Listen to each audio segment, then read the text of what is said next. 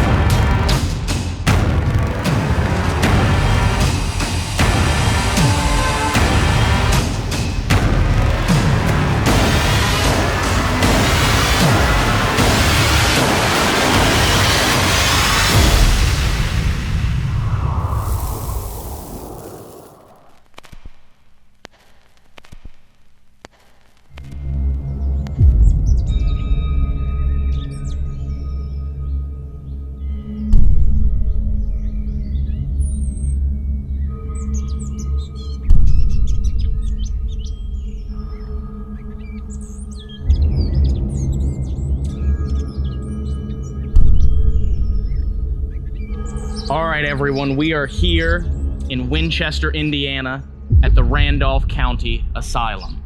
I think what we are most excited about with this investigation is the fact that two of our friends from Adelaide, Australia, Cag and Allison from Adelaide's Haunted Horizons, said that this was one of the scariest places that they've ever been.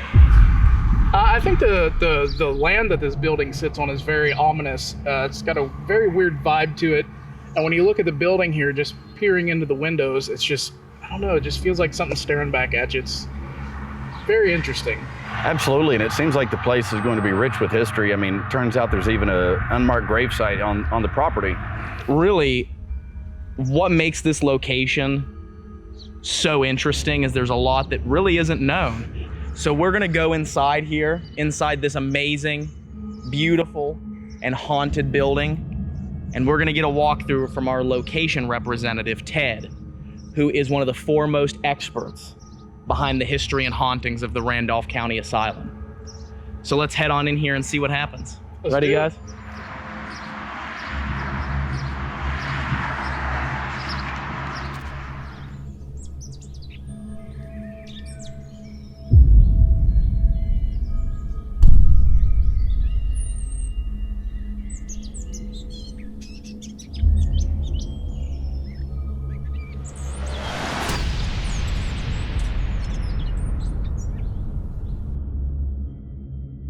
This building that you guys are in is 120 years old, and this is the third building that was here on this site.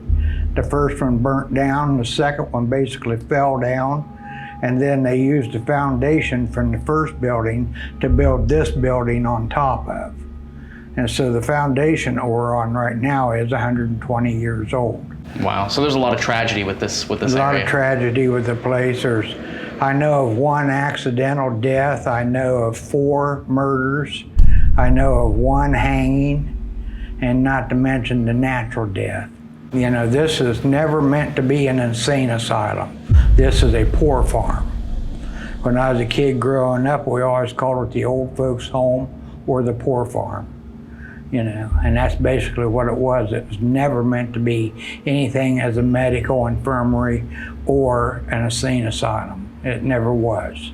Did it ever turn into that? It did, because let's face it, if you've got mental problems or if you've got physical problems, the chances of you having a job is pretty slim.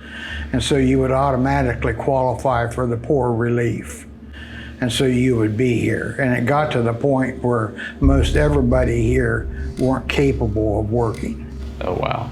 So back in the 1940s, and late 1800s especially.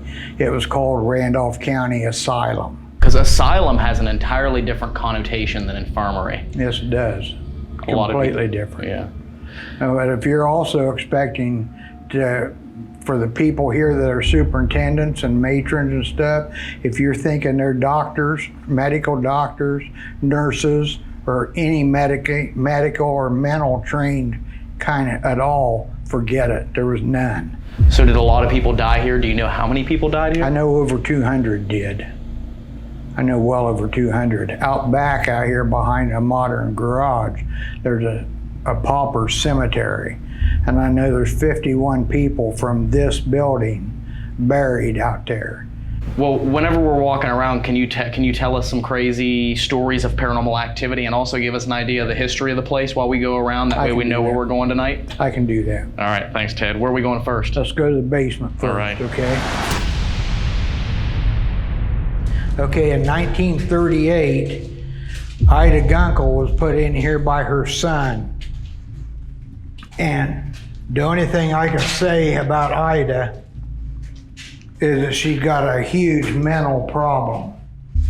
Her biggest problem is 8 years before she was put in here, her husband passed away. And her husband passed away from syphilis. And so Ida's got syphilis, and it's eating her brain up. And every once in a while, she was in very good shape. Other times, she'd come running and screaming and ripping her clothes and running up and down the halls and messing down her legs and rolling in it like a dog. They brought Ida's stuff down here, and they leave her door open so she could go get her meals and go to the bathroom, socialize with people and all that. But at night, Mrs. Thornburg, who was a matron here at the time, would lock that door because you got the highway out there and you got 351 acres here. She gets out there and you're gonna lose her. Right. And so they would lock her in here at night. And one night, Mrs. Thornburg was coming by to lock her door, and Ida asked her for a broom. You see the broom up there? Oh, wow. And the next morning when Mrs. Thornburg come to unlock her door so she'd go get breakfast, she found Ida hanging from that broom. Her feet's on the ground though. So she leaned forwards about a 45-degree angle, actually choked herself to death. We got an EVP off from her, and I don't have it with me, but I've heard an EVP from her said she had nothing left to live for. And if you stop and think, she didn't. Right. You know. So this is Ida Gunkel's room right here. Now I will tell you this, down at the end of the hall in the men's dining room, there is a crawler or creeper or whatever you want to call them, and it's real. It really is here. But that's PK energy. That's psychokinetic. Right. That's created by you and me. You know, it's nothing demonic, but he is here. And he's about 1 foot tall and he looks like a baby octopus. And that sucker can run. I mean, he zooms by you right up the walls, right across the ceilings and everything else. Now, you remember me telling you about the creeper? Yes. He's in this room is where I've seen him. I've seen him in this room, in that kitchen, and in the ladies' dining room next door. This place is gender segregated. It was never racially segregated, but gender segregated. And it about had to be. Yeah. As we go on, I'll tell you that story too. Okay. All right. Absolutely. But this is the room where your creeper is, your crawler is. And I've actually got a picture of him standing right here with this wall as his background.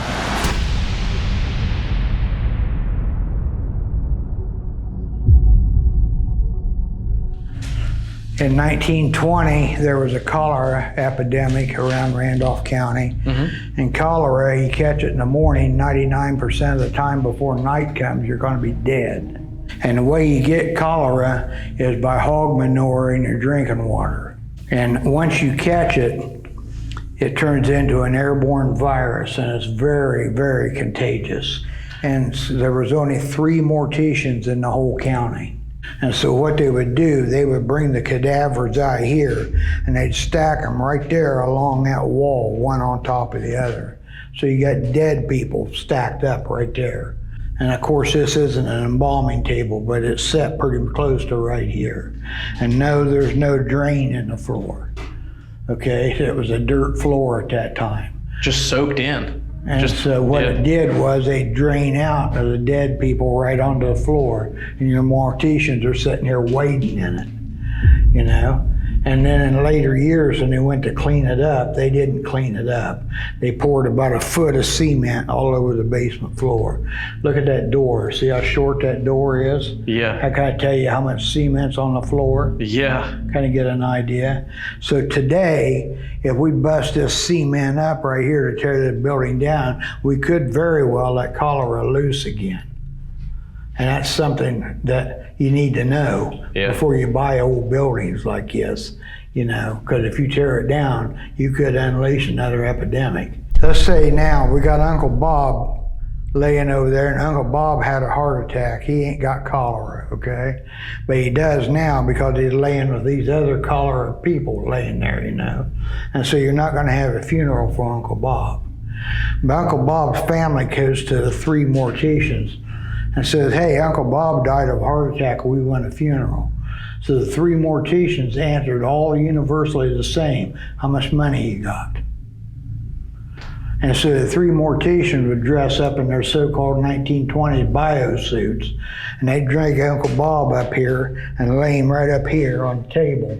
And they'd drain him out on one end, pumping embalming fluid in him on the other side. And once they get Uncle Bob all embalmed, they would roll him in brown paper and tape him up and put him right there in that cooler with the pork chops. Oh my God. That's a good way to just infect everybody. Well, think about it. That's right. Okay. Right. But it's still just the idea that he's in there with your steaks. Yeah. You know? And so it's just the idea of it. And lo and behold, there was 3. What was that whistling sound? Yeah, it sounded like a giggle or a whistle or something. It was like right behind you, Jason. Yeah, he's in there with your steaks. Yeah. You know? And so it's just the idea of it. And lo and behold, he's in there with your steaks. Yeah. You know? And so it's just the idea of it. And lo and behold. Okay, right here is probably where it came from. This is the room that the lady was chased down out of the laundry into this room, and she was raped in here. So we get a lot of EVPs out of this room right here. I had 3 ladies from Tennessee that were mediums, and they came up here and they picked up on her before I ever told them the story. And so they left her a flower. Yeah. That's just awful. The energy that leaves behind, tragedy like that, that's terrible. Okay, there's a lady down here, she's still here today. Her name is Doris Addington. And Doris was left on the front steps of this building when she was only 11 years old by her 2 older sisters. Their parents had been killed in an automobile accident in 1939. So the 3 girls, they were still young enough that they all wanted to be adopted. But they didn't think Doris would ever be adopted because as a little girl playing around out here, she got kicked in the head by a mule and it messed up her speech. She couldn't talk plain. So they figured Doris would help them clean, but she didn't want to help clean. She wanted to help cook. And so many years later, Doris died here in 2004 when she was 81 years old. Wow. And so she spent 70 years cooking 3 meals a day for these folks out here. And this is also the room that Doris Addington died in. Oh wow, that is, look at these dolls. That is creepy. All these dolls right here on this shelf are indeed Doris's dolls, and them too. But yeah, putting these dolls in here, I'm sure that only helps intensify Doris's energy in this room. Yeah, she'll talk to you in here for sure. A lady had her little boy in here with her. Oh wow. Her little boy's name was Noah, and Noah was 8 years old. And Noah got the old-fashioned measles in 1943, and it killed him. He died in this room. Now we got a lady that used to work with us. Her name is Brandy Reeder, and she's got 2 daughters, and both of her daughters can see and talk to things and hear things. And so every time Brandy would come out here to work, the little girls would come in here with her, and they would come into this room and shut the door and play with this kid, and they'd laugh and talk and carry on. And then, of course, that would freak me out, you know. And then they'd come out and tell us, hey, if Noah's lonesome, he needs toys. So we started buying him toys. This is a sick room, all right? You can get 3 beds in here. Now, look at your vent hole. They blocked it in. They sealed it in. Yeah, they sealed it. So you got it sealed, your transom would be shut, the glass would be sealed in here, but you still got to carry the contaminated sheets out here in the hall. That's a mistake. Yeah. So why didn't they put a door right here? They should have. Yeah, they should have, but for $18.99, they done a pretty good job. Yeah. You know? Makes you think of how many people actually died in that room, you know? So, if they put you in there, they're waiting on you to die, because you've either got cholera or tuberculosis. Wow. You go in that room, it don't matter whether you're male or female, you probably ain't coming out. This is John Oliver Champ's room, okay? And yeah, there's a gurney in here for the 2nd floor. John Oliver Champ's 86 years old. He's a tall, thin guy. He got snow white hair parted down the middle and combed back on the sides. He's got a great big long snow white handlebar mustache. He looks like something out of the Old West. Yeah. He's 86 years old and he's a very well respected man. And there's also 4 thugs that's living on this.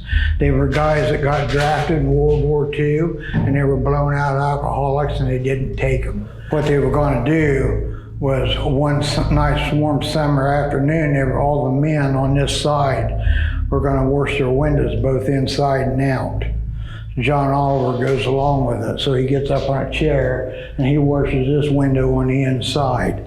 And there's no way, 86 years old, he's not coming up an extension ladder and do the outside. So John Oliver gets a hole right here and he opens this window and he sits down backwards in the windowsill, and he's sitting here, and he's washing up as high as he can from sitting outside.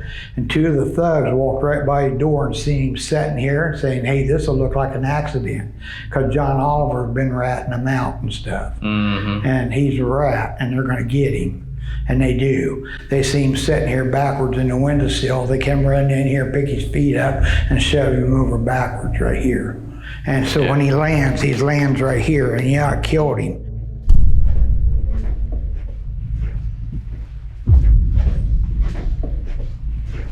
So here's your jail. Wow. That's amazing. Now the judge that I've told you about, told Studi that during World War II coming up, you're going to have some guys out here you're not going to like. And he was right. Them guys that didn't get drafted, they were thugs. And so him and Studi went to Winchester and bought a jail cell. But this is a for real jail cell, you can tell by the. And what the judge used to do, he would have mock trials up in the attic. You got a lot of people here, so you're gonna have petty crimes, petty theft, you know. And Studi was letting him hold mock trials up in the attic and actually sentencing people to a day or overnight or something in his jail cell. Now this judge, he's retired, he's got no authority. But if Studi, the caretaker, says he can do it, this judge has got more authority than he needs to have. Right. The thugs were scared to death of him. They figured he might just hang them. Coming up, Judge. Where did you have an experience with the judge? I'm going to show you. Okay. Okay, one night, Philip and Christopher Booth. Philip was sitting right here and Christopher was sitting right there, and they both had SLS cameras. Yeah. Ted, come here. So I come over. He said, do you know the judge? And I say, I know who he is. I've never had a personal experience. He said, is this where he had his trials? I said, yeah. And Philip said, looky there. And he had me look at that pole right there. Yeah. He said, looky here at the screen. And I looked on the screen, there's a stick figure head coming out from behind that pole. Okay, so Philip said, do you know him? And I said, well enough. I think I can talk to him. So I walked over here then and come over here, and I leaned against this chimney like this. I'm standing here just like this. And Christopher said, Ted, I think he likes you. He's following you. Philip said, not only is he following you, Ted, he's leaning against the chimney right here beside you. And of course, I'm sitting there giving one of these numbers. I see nothing. I haven't got a camera, you know. Mm-hmm. So I see nothing. And I'm just standing here like this, checking him around. And the next thing I know, my whole world come unglued. I mean, I am dizzy to the point where I'm going to pass out. My world's swimming. I'm Spinning. Wow. You know? And so I got clear down here on the floor, leaning against this. And Christopher said, Ted, I believe the old boy does like you. He put his hand on your shoulder. Well, no, I didn't feel him put his hand on my shoulder, but I know something was making me sick. So I wasn't surprised when he said that a bit.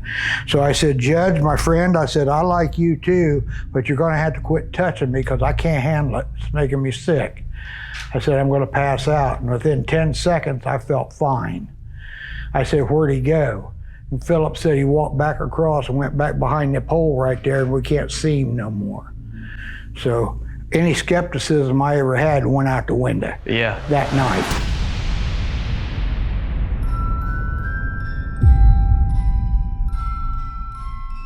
All right, so we just got done with the walkthrough. Ted showed us some amazing places inside this building. The history is just tragic of this asylum. And it's a perfect recipe for hauntings. It's what, in the top 10 most haunted places in America. And this place has been, we've been told by our friends that this place is terrifying when the sun goes down. And that's where we are. The sun is about to go down here in Winchester, Indiana. Yeah. We are going to have the Randolph County Asylum to ourselves until 10 a.m. all night. It's going to be pretty awesome. I know with what Ted was saying, you know, some of the stories of the woman in the basement, the judge up in the attic, and various different stories that he told throughout the tour here.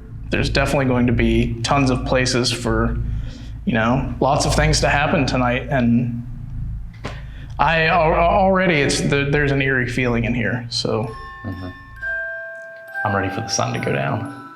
Oh yeah. Let's do this. Let's get started.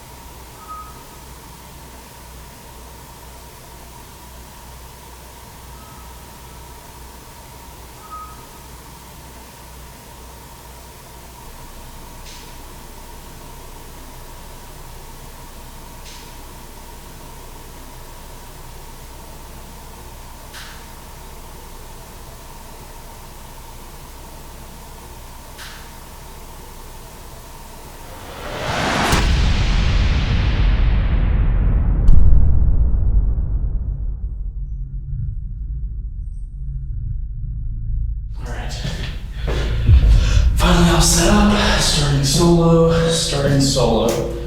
Don't run into this, I just got set up. Ida. Can I have a seat? My name's Ryan. I brought a couple things here for you. If you wouldn't mind to talk to me. And the next morning when Mrs. Thornburg come to unlock her door so she'd go get breakfast, she found Ida hanging from that broom. Can you make something move in here? Maybe you could touch one of these devices or knock this broom or something off the windowsill here behind me.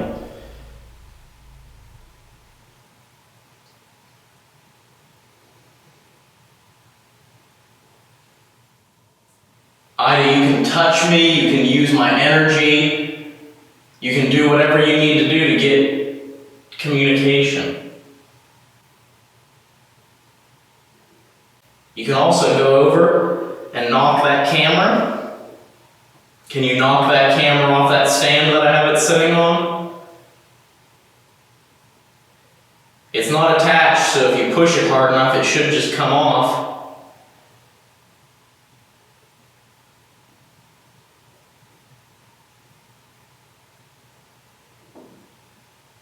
What was that? I'm down here all by myself because I wanted to talk to you, Ida.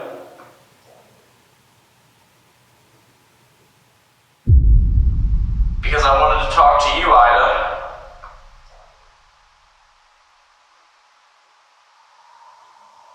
Because I wanted to talk to you, Ida.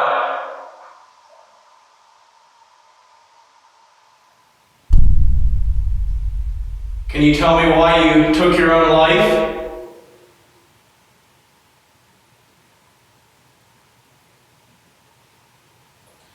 There's a device down there on the floor that if you get close to it, it'll light the lights up. I can't see it right now, but I'll be able to see it later when I watch it. If it's a yes, could you light that meter up? If it's a no, could you just let it be? Don't get near it. So all you have to do is get near it and touch it, and it'll light up. Do you understand?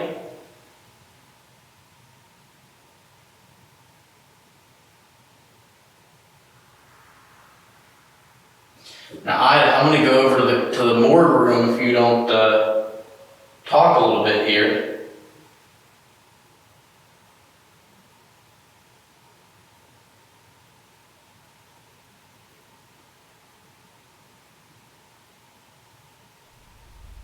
All right, Ida, well, I'm going to walk out of here.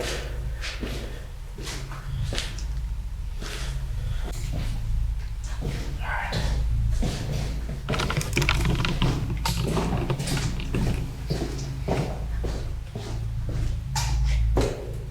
All right, Ida, I'm going to leave you alone in that cell.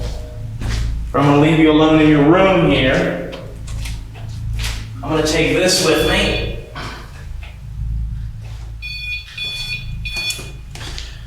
And I'm going to go down to a different room. A room that I'm going to by myself now. It's supposed to be the scariest room. And so what they would do, they would bring the cadavers out here and they'd stack them right there along that wall, one on top of the other. So you got dead people stacked up right there. All right.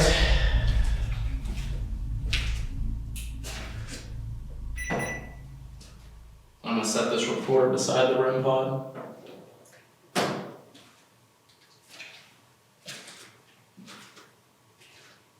They say right here where I'm standing up against the wall, there was a bunch of people that died of cholera.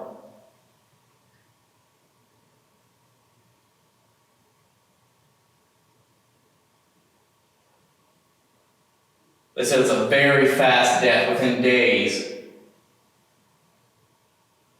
There's a light, there's two lights. If you get close to that one and you touch it, it'll go off. If you get close to that other one and you speak, you say something, I should be able to hear your voice later on.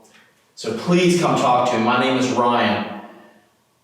I come only with the utmost respect. I have a few questions for you, and I'd really appreciate it if you communicated with me here tonight.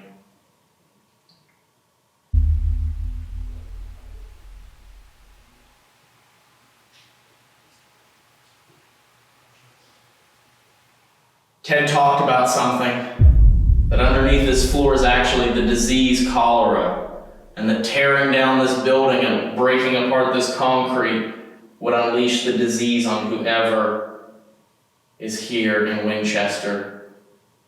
Is this true?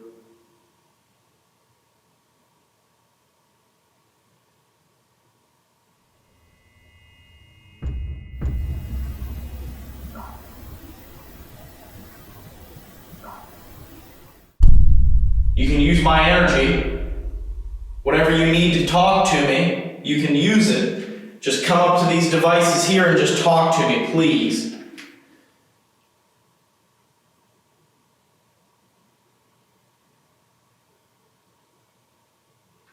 Will it help you if I touch this table? Use my energy through the table to the recorder or the REM pod to make either that go off or talk to that.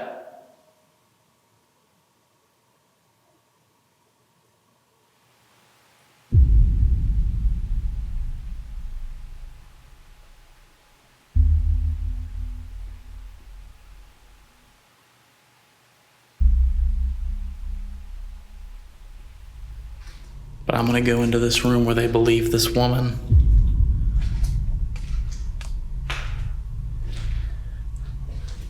Who ended up being permitted to break the gender segregation, ended up being assaulted by 3 men. I had 3 ladies from Tennessee that were mediums, and they came up here and they picked up on her before I ever told them the story.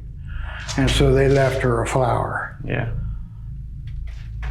That's just awful. The energy that leaves behind, a tragedy like that, that's terrible. I just came here to have a conversation with you. I know I'm probably not the person you want to talk to. Those men did something horrible to you. And I really, really apologize. I'm so sorry they did that to you.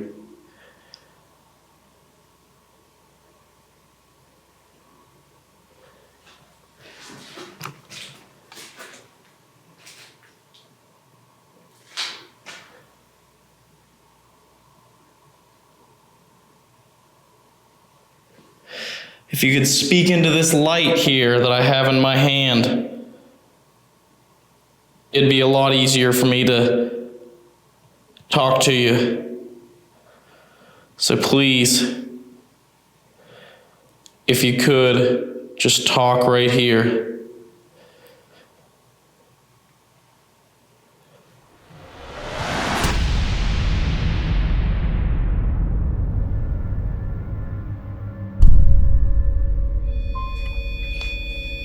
If that's you, can you make it go up a light?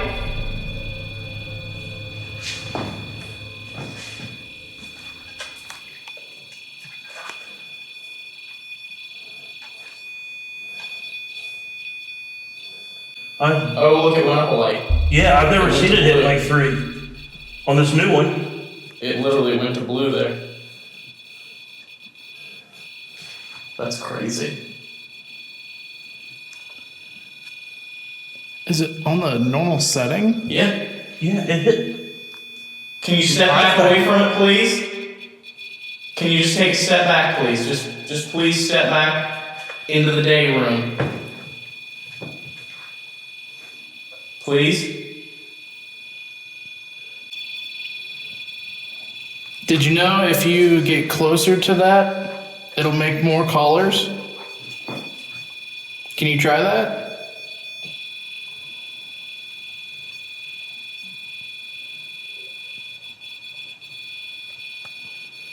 Can you make it hit all 4?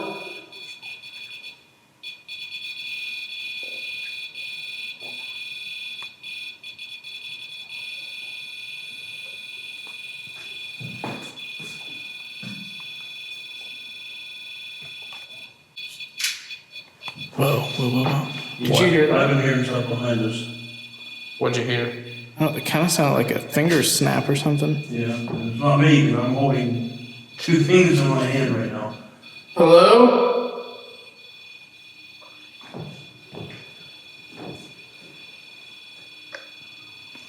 Do you hear that noise? What?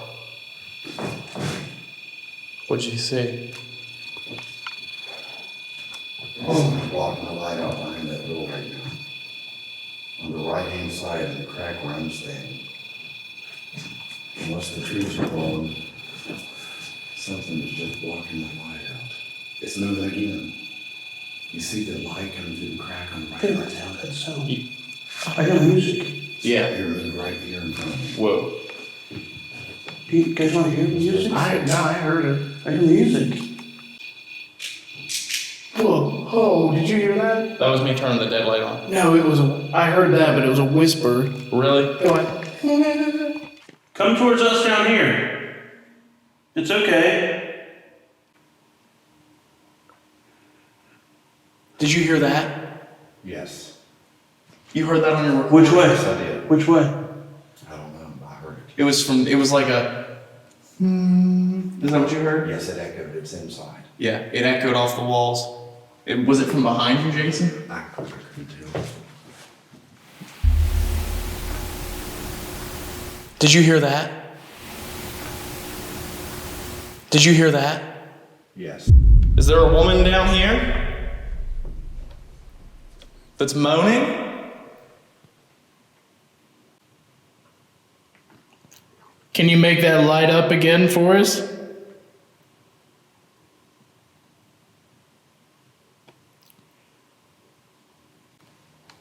Where did you go?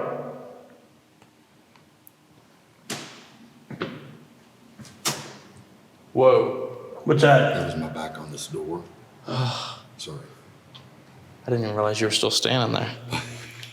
Freaked me out. I thought you'd moved down there, which is weird because I thought I saw you sitting in that wheelchair there. I thought I saw someone sitting in that wheelchair right there, guys. You did? So I was back this hallway here, and I didn't realize that Jason was still standing right here.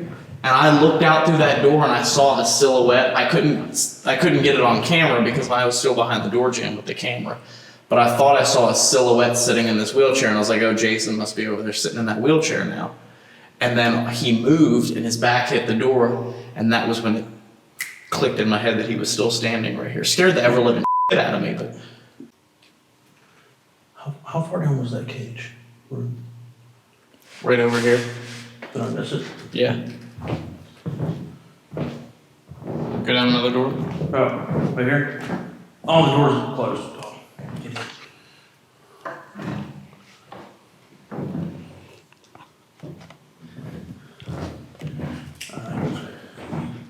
Did you hear that? That sounded like a voice, wasn't it? It sounded like snapping again. I don't know what that is. I keep hearing it. What was that? I thought that was you. Did you just open that door, Steve? Yeah. And then the EMF just went off. That was that buzzing sound. Are you the one on that camera there? It's not pointing at it, but Okay, but you got the sound of it? I should have, yeah. That's crazy.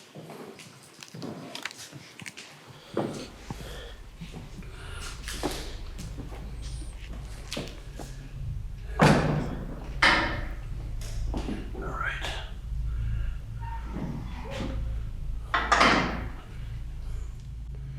If anyone's in here with me,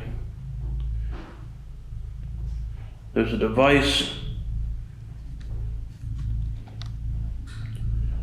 right there in front of me. It's got orange lights on it, numbers.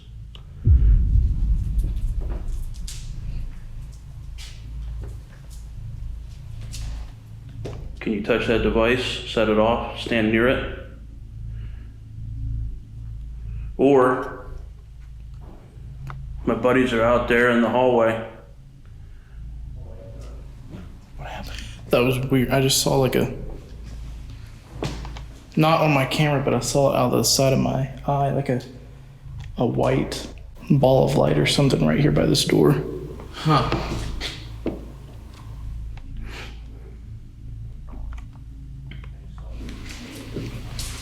Someone going down here, I'm lost.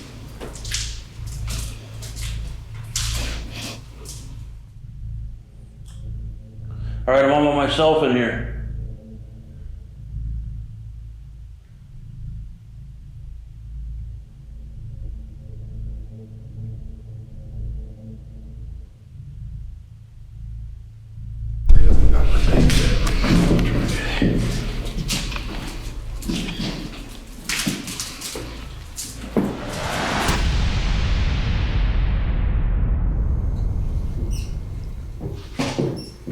REM pod.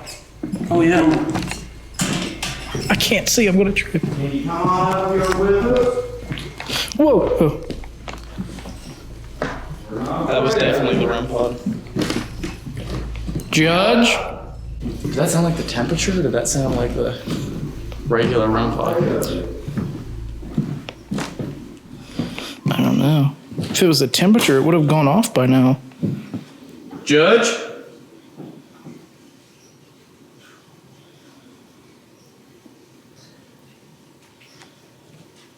Whoa. I heard that. We're going in. Here, let me leave this with them. Okay. Oh, I cannot see. Use this camera real fast, Steve. Sure. We're gonna run over here. We heard a sound back in this room. We're gonna try and investigate. The REM pod was going off too. Yeah, I heard that. That was crazy. It's already rolling and everything. They're all hooked together. Not gonna drop anything. It's got red on this K2, guys. Really? You got red? You got red on the K2? Yes, twice. Oh, there it goes. I can see it. Look at it. Thank you. Who's here with me? My name's Jason. What's your name?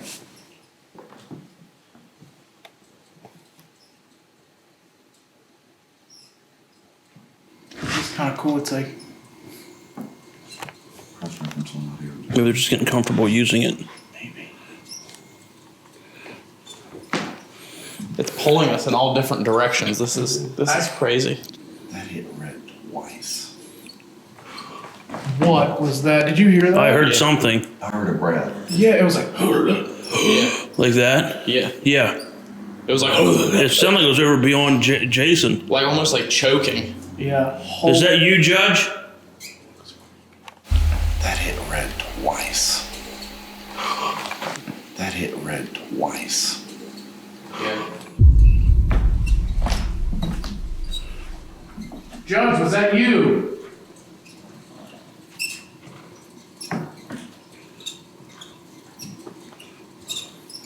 We know that you like Ted. And we like Ted.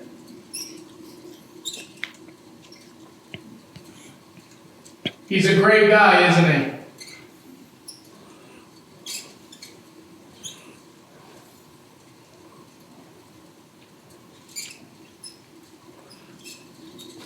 Judge?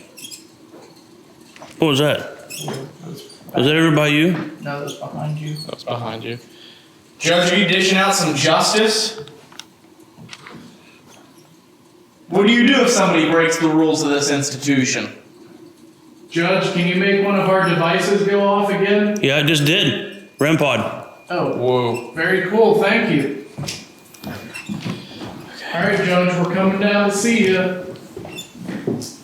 Like it's so dark in here. What? It's kind of like I got enveloped in like an energy there. That was weird. Yeah.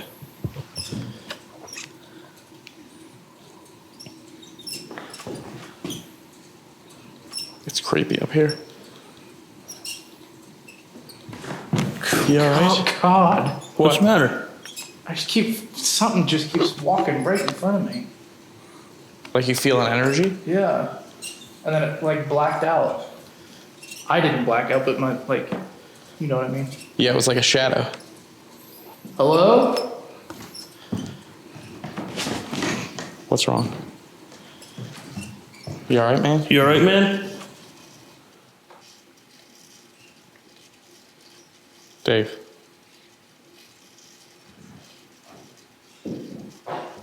Dave. Yeah. You good? Yeah. What are you seeing?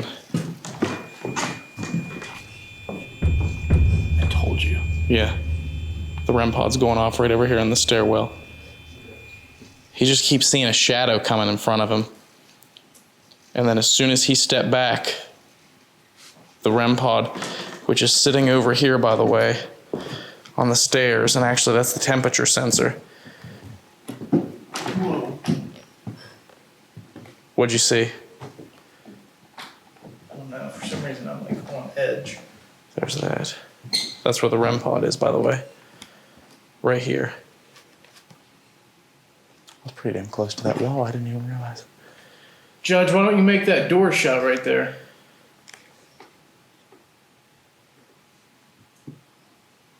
Can you do that? I know that you have a lot of energy. I can feel that.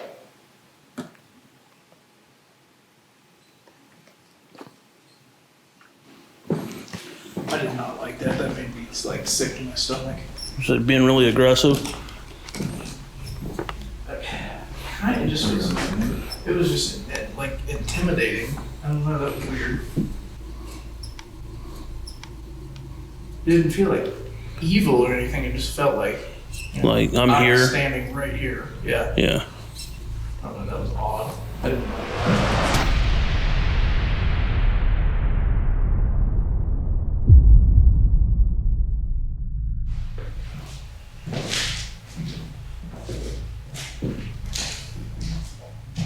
Did you grab the book? Yeah, he did. I was gonna say, you know what would be a good experiment while you guys are in here? What's that? Is we go to the kitchen and try and talk to Doris. Oh, yeah. But also, I think it would be interesting if we could try and capture that squid, that thought form that. Oh, the. Yeah. So Crawler. try and conjure him up in that room. Yeah, we can try and conjure the crawler. Now, I will tell you this, down at the end of the hall in the men's dining room, there is a crawler or creeper or whatever you want to call them, and it's real. It really is here. And he's about a foot tall and he looks like a baby octopus. And that sucker can run. I mean, he zooms by you right up the walls, right across the ceilings and everything else.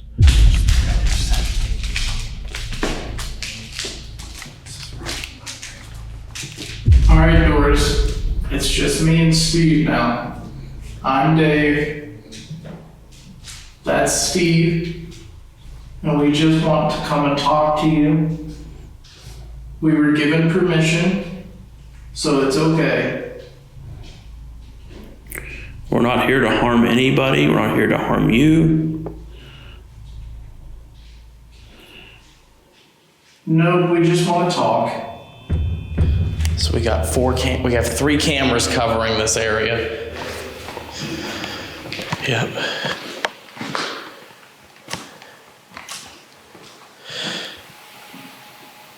What do you think about what? Give a minute or something and accolade.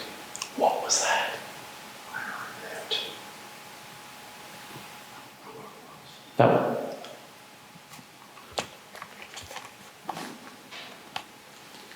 Hello? Hello?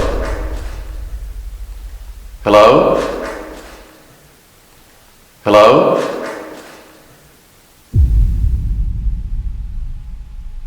Doris, is that you?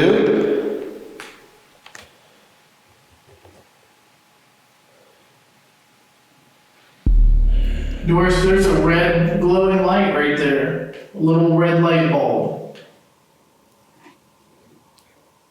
When we ask a question, you can put your hand over that and it'll let us know that you're here.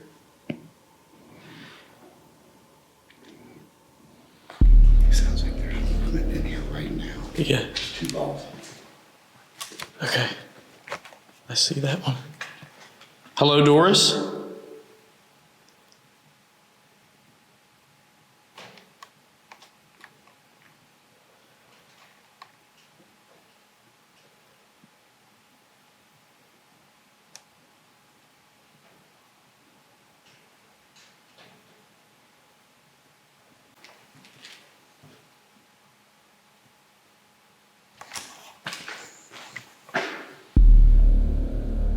Doris, are you attached to any of your dolls? Do you use them as ways to communicate with people? If so, could you touch the red light on the table or go close to the middle of the shelf on the top shelf? Please.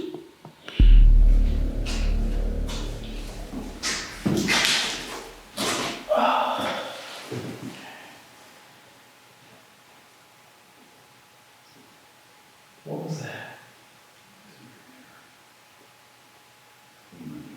It sounded like a woman moaning, like, oh.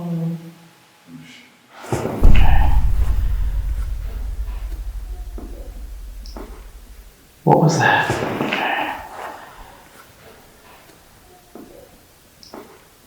What was that? So we're going to think, we're going to envision this crawler that Ted saw.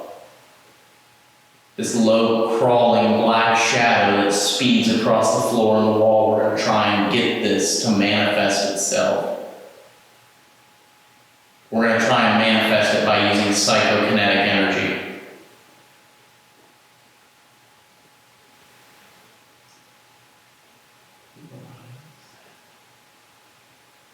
I heard that squeak. It was like a tap. I heard a tap right out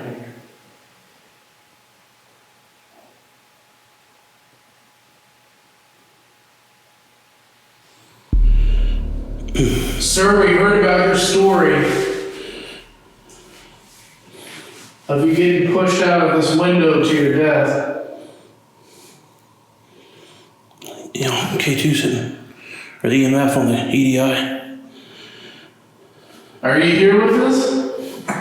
They see him sitting here backwards in the windowsill. They come running in here, pick his feet up, and shove him over backwards right here.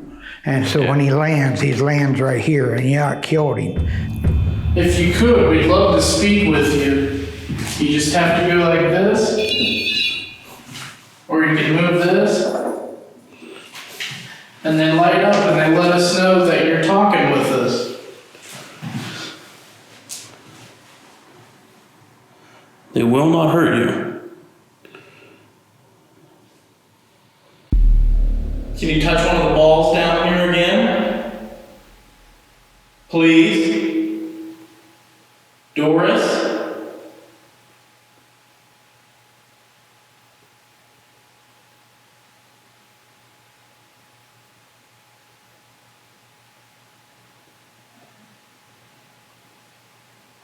What was that? It sounded like Yeah.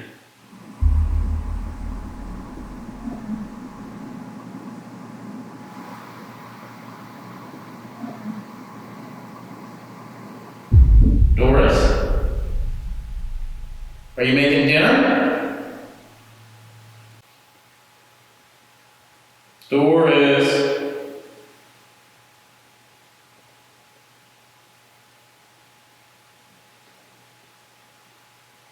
There's a lot of people that miss you here.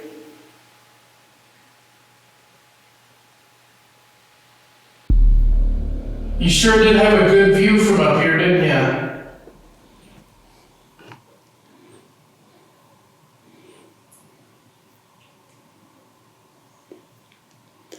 Could you maybe tap on something?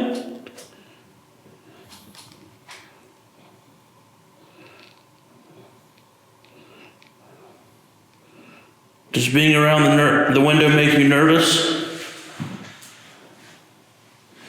We can definitely understand that. Yeah.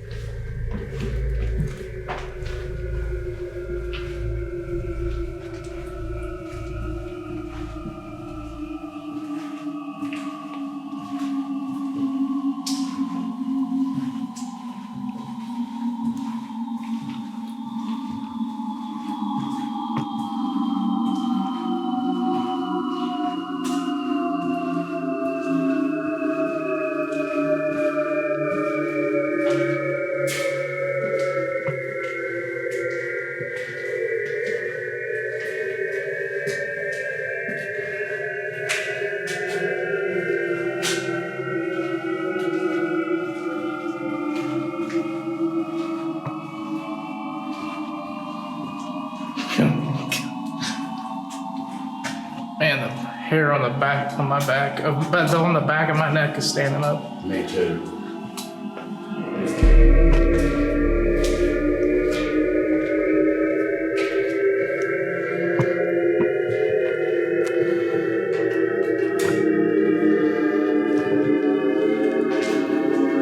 Come in here and show yourself to us.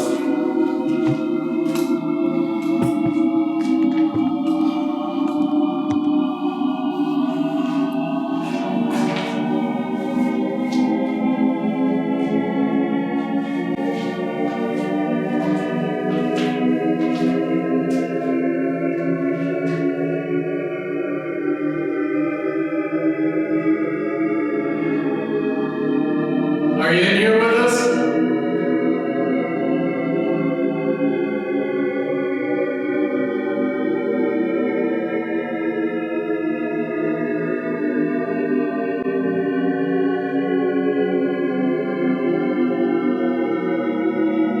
Come on in this room here.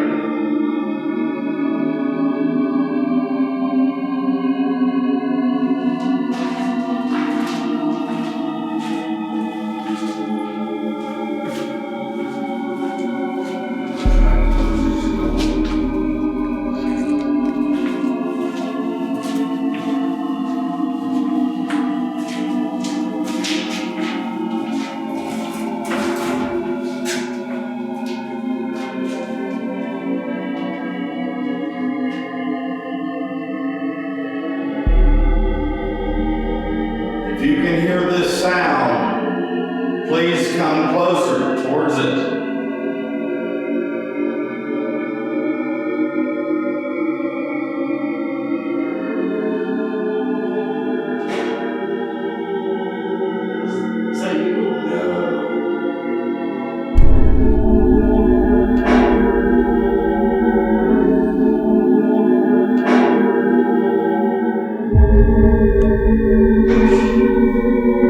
Man, it's getting something going. It's right outside this door. That's not bad, was it? No, man.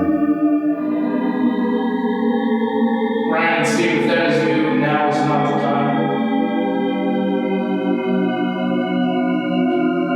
I will quit right now if that's you guys. I don't think it is.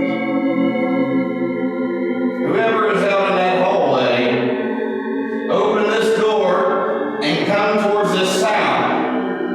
Please.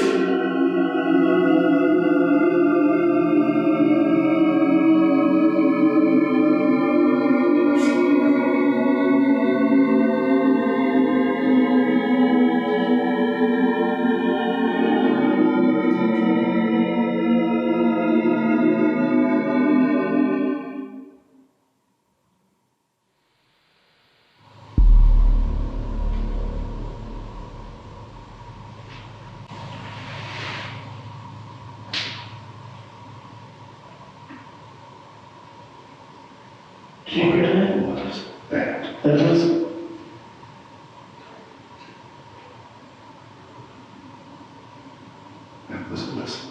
It's like right here.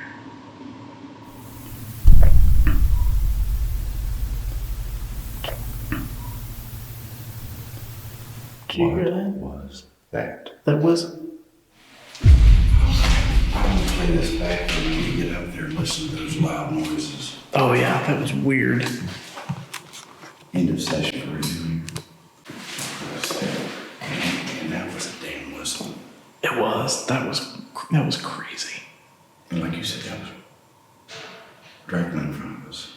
Yeah. I mean, that was right in here. Yeah. Anyway, let's say that. That was freaky. Yeah.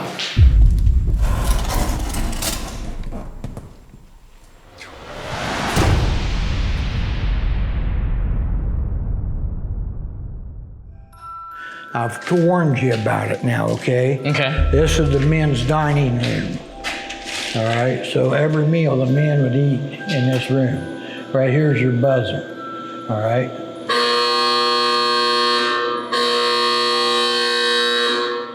That is crazy. Now, can you hear that buzzer outside? You can hear that buzzer outside. You can hear it clear up in the attic in this building. Okay. So it actually goes all through the building? Yeah, it does. That's amazing. You mind if I press it? Press it, help yourself. That's amazing.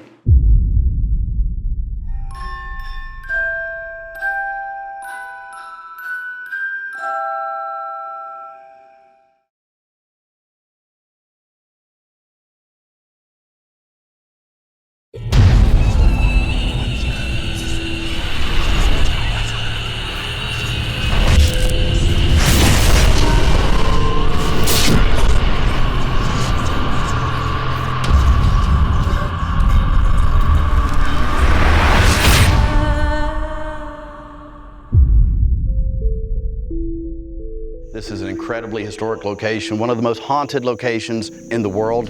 All right. Did you hear that? Whoa, yeah. Yeah, there was something like a. What did you guys just moan? It sounded like a little girl. A lot of negative things at Pennhurst with the mistreatment and overpopulation, but also a little dirty secret about Pennhurst. And back in the early 20th century, they practiced eugenics here. I'm feeling, I know what she's kind of feeling. She says that she's in prison. Okay. She doesn't want to be here. It just said Jason. Yeah. I don't know if I want to say what I thought it said, but it sounded like a whisper.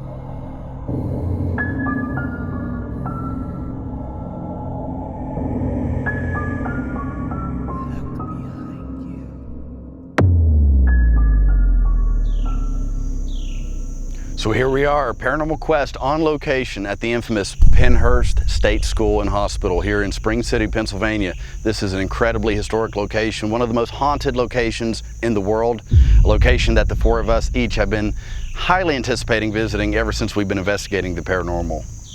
Yeah, and it is very creepy. One thing that I think we do know about this place just from the folklore surrounding it is that the history here is really dark.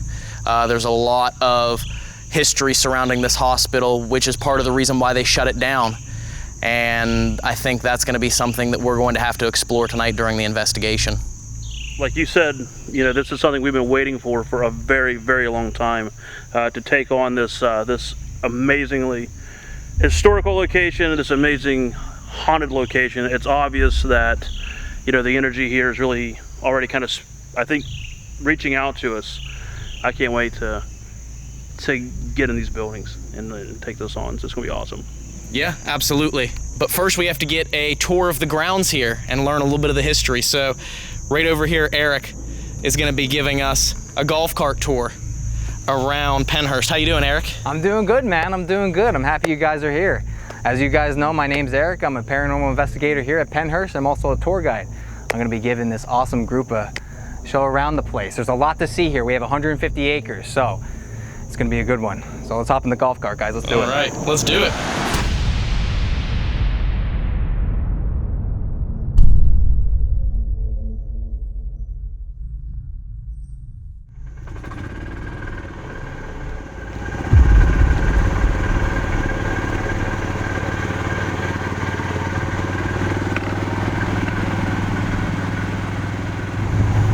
This building on my left is called Limerick Building.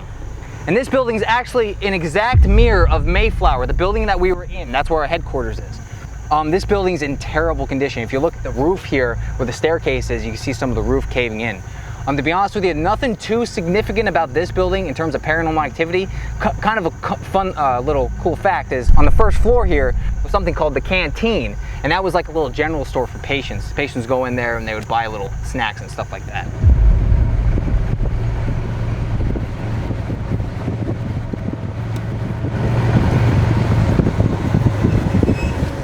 We're gonna walk up these stairs here. Now, if you walk up these stairs, obviously you can see right here in the damaged part of this building. This was the hospital right here in front of us. And this right here was part of the original hospital that collapsed here. From my understanding, this part of the collapsed hospital used to be a state-of-the-art surgical wing. And back in this day, it was beautiful. This collapsed, unfortunately, in 2016. We had to intentionally bring it down. We took a big bulldozer and we just pushed it right in. It was collapsing in on itself. It was a safety hazard to people, and we had to just bring it down. I love taking people back here and showing it though and getting some good pictures of it. But yeah, and where we're standing right now actually was the ambulance loop for the hospital. The ambulance would come right up here, drop off patients right through those doors, and would loop right back out. If you look at old photos of Pennhurst, there was no vegetation here back in the day. This was all cleared out. It was farmland for as far as the eye can see. But that old cliche of nature reclaiming buildings, as you can see, it really is, really is true. So we're gonna hop back in the golf cart. I'm gonna take you around and we're gonna see the hospital tunnel.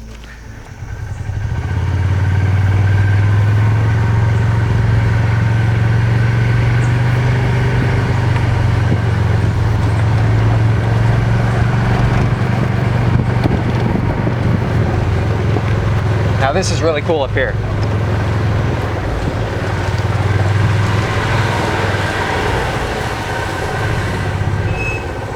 Now, if you want to get any pictures of any kind, I highly recommend it. This right here on our left was another part of the hospital. And in these sky bridges that you see right here, this led into Wilson 1 and Wilson 2. Those were the schoolhouses on campus. Believe it or not, this building right here, the school, this is in pretty good condition. And I would really like them to open it up to the public one day. Hopefully, fingers crossed, we can do that. But this building obviously is very, very terrible condition. If you look up here through these windows, you can see that there's no roof on this building anymore.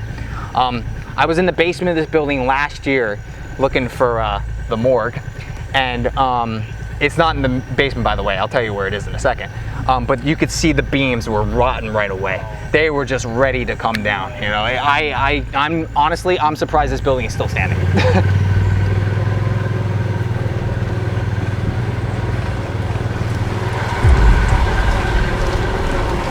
Now, I may have spoiled it before, but take a guess what's right behind this wall.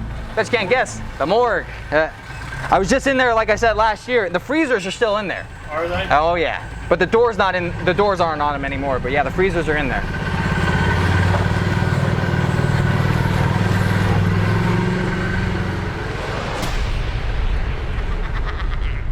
Actually, this whole grassy field that you see in front of us, this used to be a building.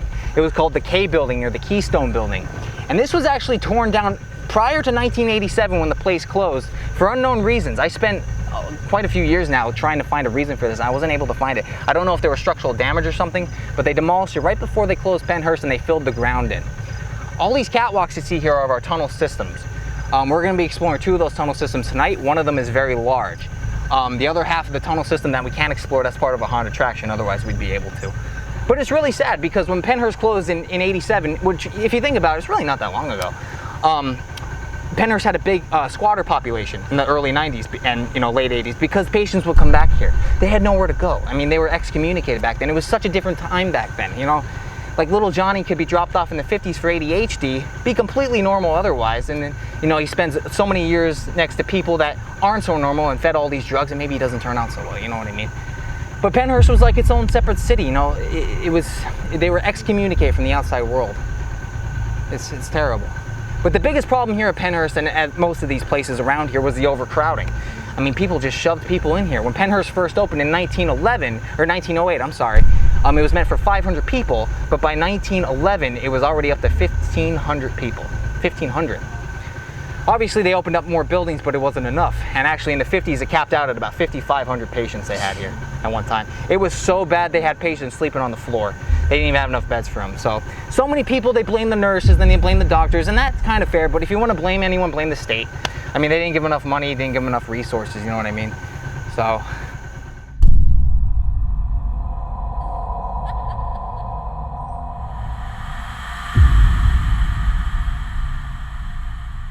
There's about 20 buildings total still standing, including the 3 that are torn down because they're not completely torn down yet. This is the backside of Devon where we're going to be going later. And then I took you over here because I want to talk about this building real quick. This is Quaker. And Quaker is probably our most active building on campus. Unfortunately, we can't go in there, not yet. But this is actually the building where I had one of my first experiences ever with the paranormal. What we used to do was, we used to go out into the tunnels after everyone had left from the haunted attraction, all the customers, staff had left, small group of us. And then one night we came into Quaker, and me and my buddy went to the 2nd floor, and we went to a room. It's like a little loft over here on the front of the building. It's like a little day room for the patients. I was feeling fine the entire time. As soon as we entered that room, it was like a 180.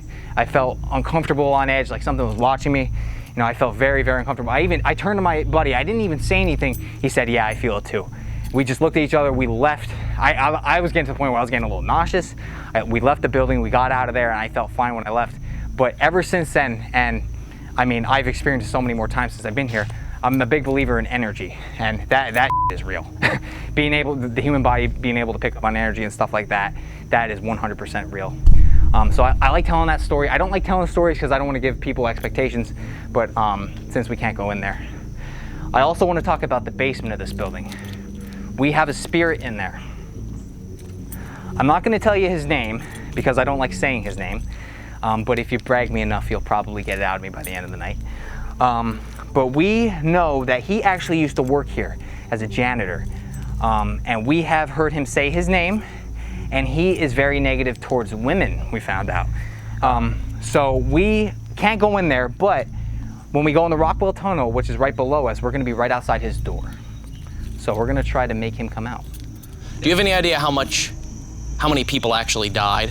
That is a great question. And I gotta be honest with you, man, I've heard so many estimates over the years, and the records were lost. And I also know that there were some undocumented deaths here. Like I said, I've heard so many numbers, and I don't even know. At least a few hundred, if I had to guess, because I know that when the hospital first opened, it was originally a TB ward, and I know a lot of people passed away in that ward. So was there ever like an old pauper's field here, like an old cemetery? I know that there's a cemetery on property, and I don't even personally know exactly where it is. We kind of keep it hush-hush here because we don't want people to know that so they can go disturb it. My best guess, and this is kind of a guess, I think it's up where somewhere near the Veterans Hospital on state land, and I think it's completely overgrown. But we kind of don't share that information a lot because we kind of want that to be at peace. You know what I mean? I think there's a lot of unmarked graves there as well. Yeah, who knows? Back in the earliest years. Yeah, for sure. Who knows where they could have buried them? They could have brought them out right outside the building that they died in and put them right there in the ground. And don't get me wrong, like I said, a lot of negative things at Pennhurst with the mistreatment and overpopulation, but also a little dirty secret about Pennhurst. And back in the early 20th century, they practiced eugenics here. If you guys know what that is, yeah, I'm sure you've heard of that before. So that was something they kind of swept under the rug. It didn't come to light till years later.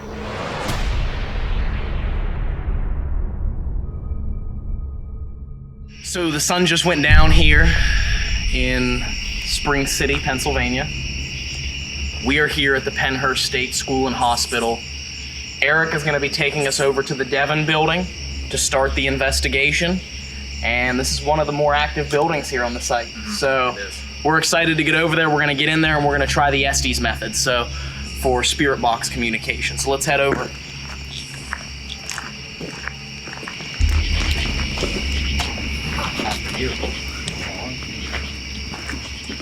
Sure.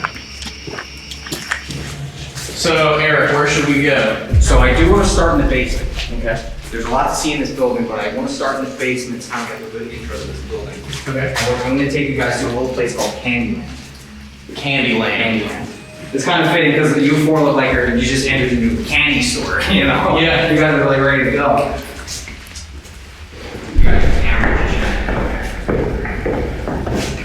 Oh yeah.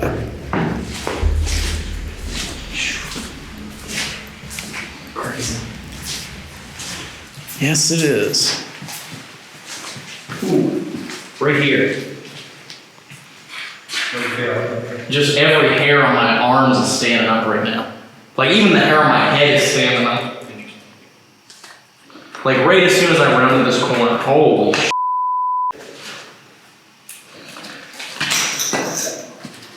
All right. Did you hear that? Whoa, yeah. Yeah, there was something like a. What did you guys just moan? No. It sounded like a little girl. Mm-hmm. Yeah. It wasn't far.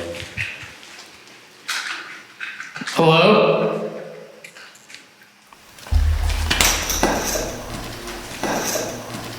All right. Did you hear that? Whoa, yeah. Yeah, there was something like a. What did you guys just moan? No. It sounded like a little girl. Mm-hmm. Yeah. It wasn't far.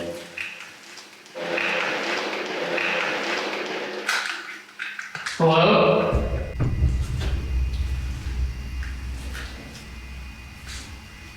Who's here with Ryan and I? My name is Jason. And that's Ryan. Hello? Hi. My name's Jason. That's my friend Ryan there. Please don't be afraid of us. Can you tell us your name?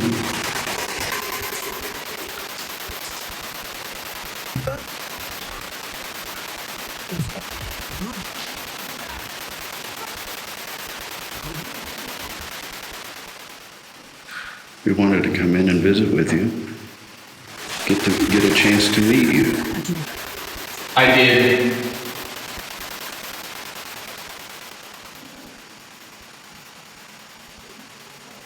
And that was a woman that said that. Very clear.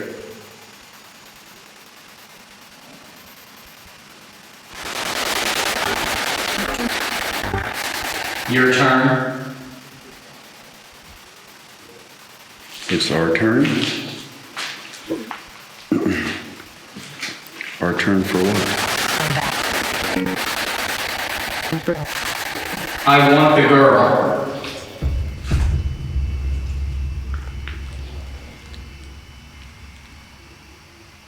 And that sounded like a man's voice, but it was more high-pitched, and it was fragmented. But same voice. What girl do you want?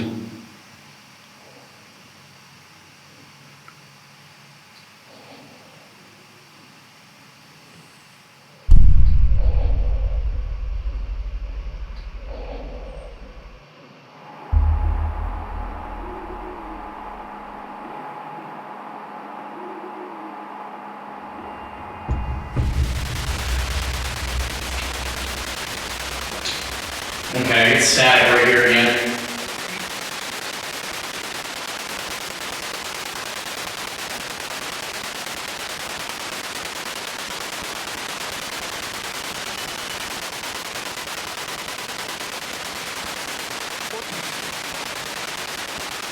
It's like the voices have slowed down. It's like there's not anybody coming through anymore.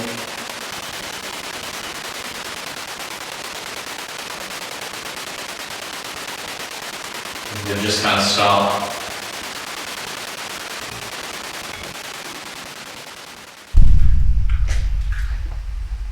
Okay. Yeah, I'm not getting any voices anymore. That was weird though. As soon as I got that static and turned it on, I was getting a burst of a bunch of voices. The creepiest was that man's voice that said, "I want the girl."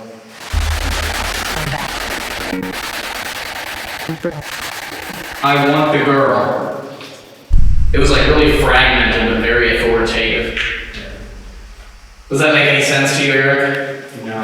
Not at all? No. Okay, I'm gonna grab the REM pod here. Yeah, I asked a few questions there. I was just basically introducing us and saying to please don't be afraid of us, and we were here to meet him. What the hell? Guys, this REM pod is dead. Hold on. It blinked whenever I put it down, right? Yeah. Hold on, let me take the battery off of it, put it back on. But it was literally just dead right there when I grabbed it. That's a brand new battery. Yeah, it's all they put it in. Hold on. Here, lay it up.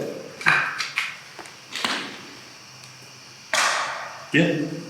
It works now. You literally watched me reach down and pick it up. Yeah, absolutely. Just now. That's really weird. Yeah. All right. Well, we'll chalk that up to coincidence, maybe.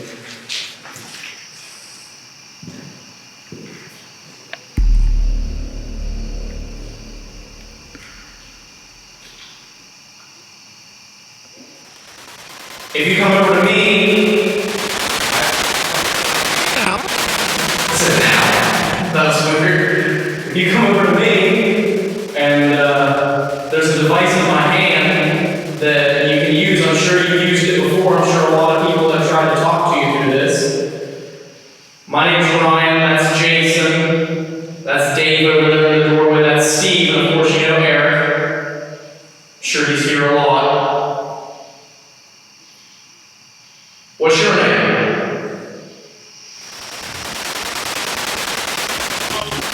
Silence someone said Tony. Or something to that effect. Close to that.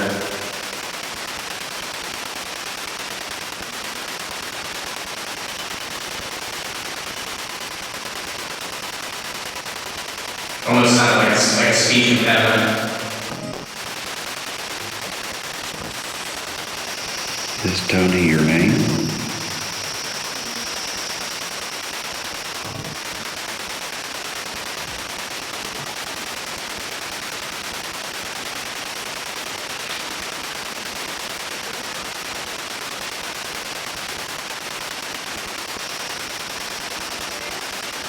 I'm gonna try something.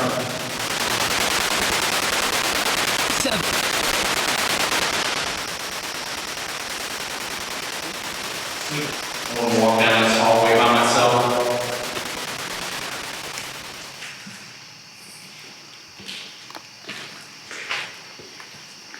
No flashlight.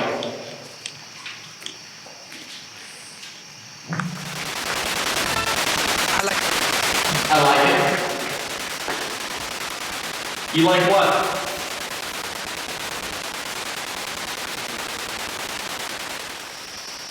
I got the stack again over here, guys.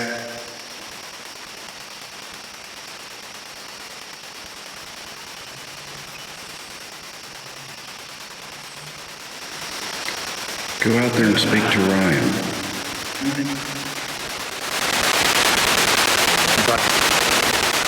Come back. That's weird. I was getting ready to walk back here, and I heard a man's voice say, "Come back." All right, I'll come back. I just hope I don't trip over anything.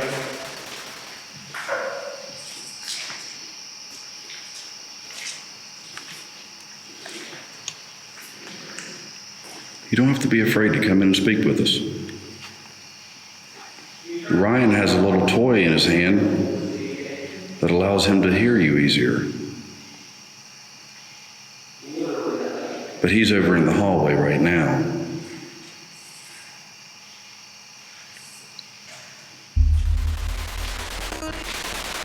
Hi.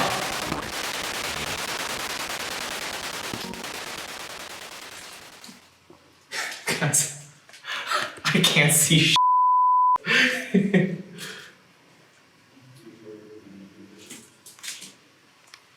Can you turn the night shot off and show them what we're seeing, Dave? Literally nothing.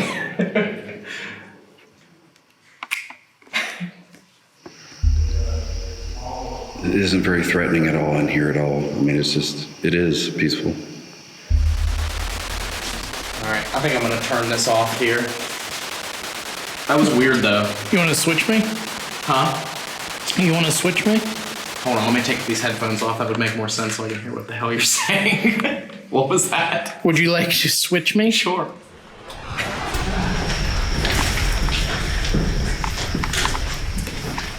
Oh gosh.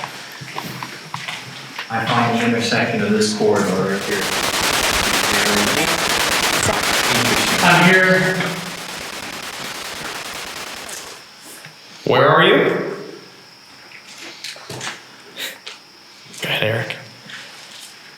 I thought I just heard something behind me. Really? Yeah, but this. I keep thinking I'm hearing something. This corridor is interesting. With some of the stuff that's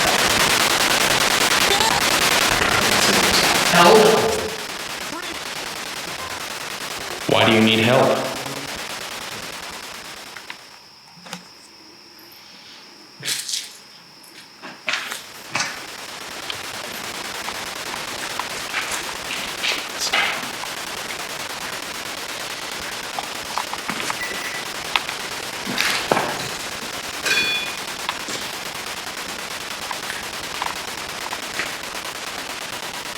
This is our first time here at Pennhurst.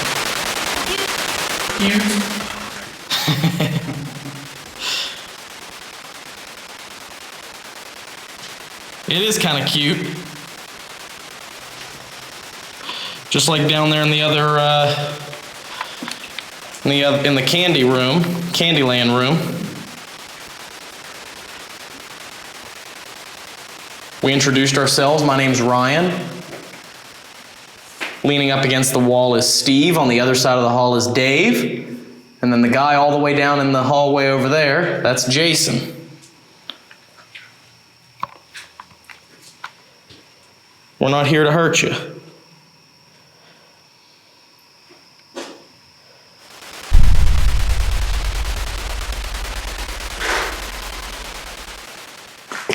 The hell? Crickets. The cabin. Yeah, it was nice. I told you. He's not a fan of bugs.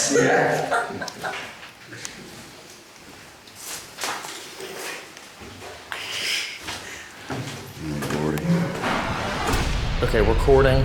This is Pennhurst, Steve and Ryan. First floor of the Devon building. It is August the 17th, 2020. And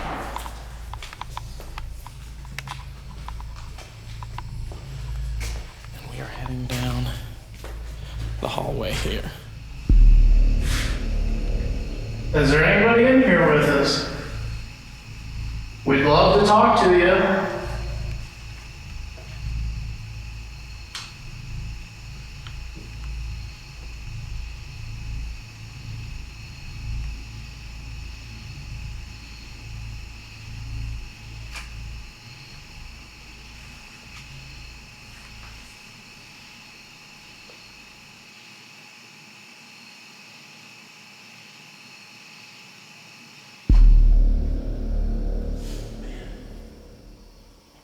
What? What's wrong? Oh, just a lot of energy from this room to my right. It's interesting that you say that. Why? Why is that it? Is it? What does that sound? There's water outside. I heard there's water outside over here. Oh, I think it's a cricket outside. This room right here is crowded. Yeah. It's heavy. Come on in here if you want. Again, my name's Steve. It's Ryan. Of course, you know the gentleman in the next room. I'm sure he's here quite often. We mean no disrespect. We're just here in hopes of getting to know you, or find proof that you're still here, that you still frequent the building that you once lived in, that you used.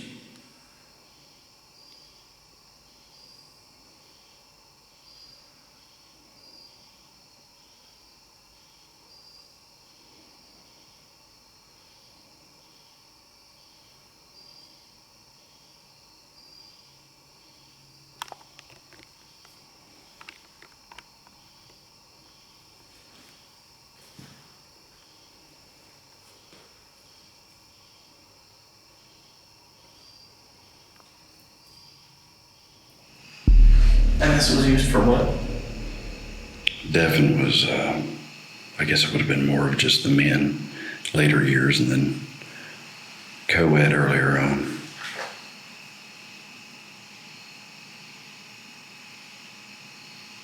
Can you please come out and speak with us? You're allowed to. You're not going to get in trouble if you come and speak with us.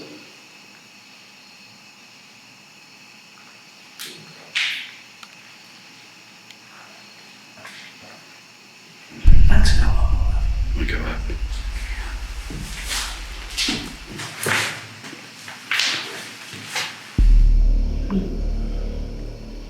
I'm nowhere near I'm not a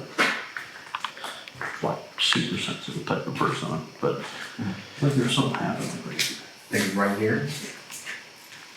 Right here in this spot, you feel something happen, Steve?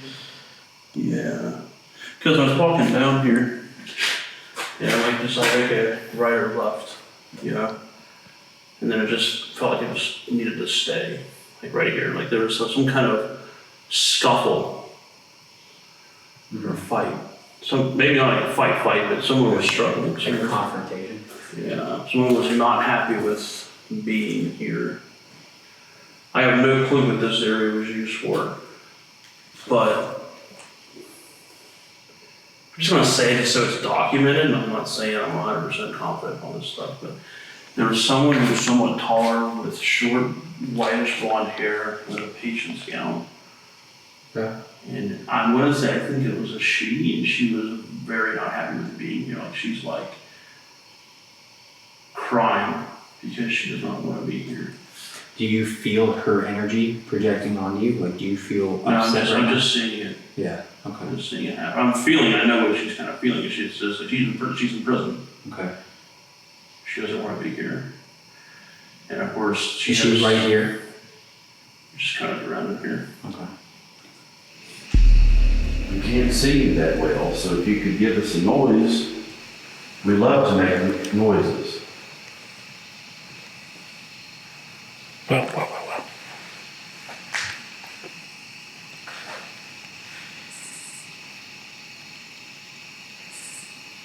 Hello?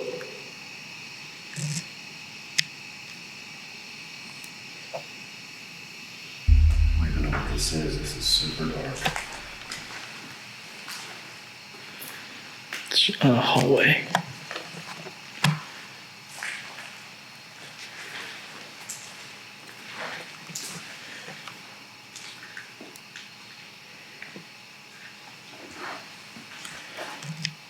Hello?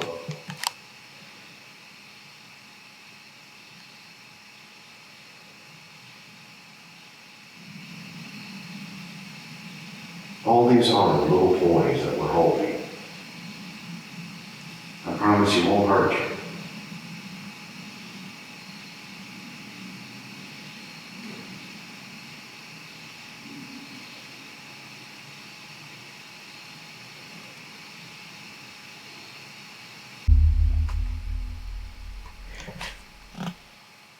I hear them.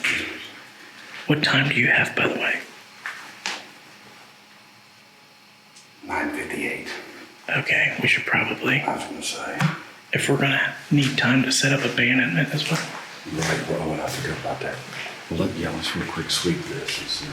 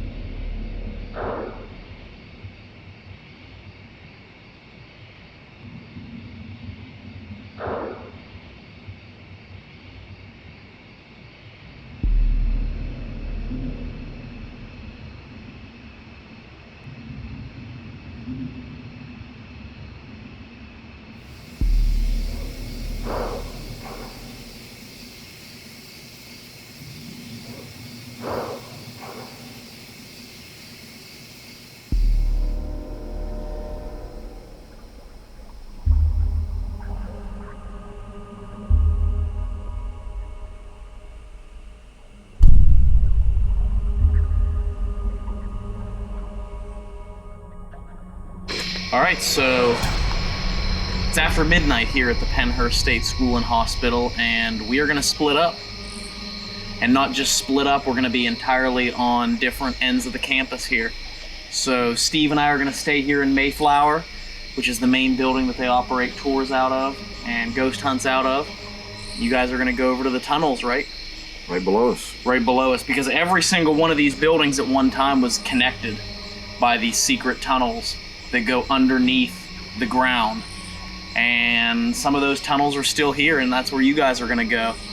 A lot of disembodied voices down there from what Eric says, and a lot of creepy activity, so... That's right. Wish you guys luck. Hey, hopefully we'll need it. Hopefully. Yeah. All right, we'll see you guys here in a little bit. Have fun. Good luck.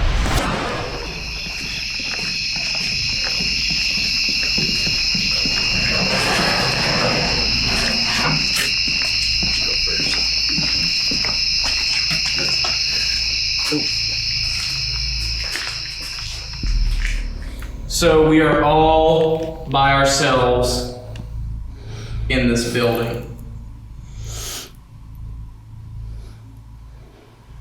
And we would very much appreciate it if someone would come and talk to us.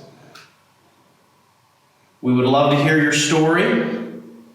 We'd love to know who you are.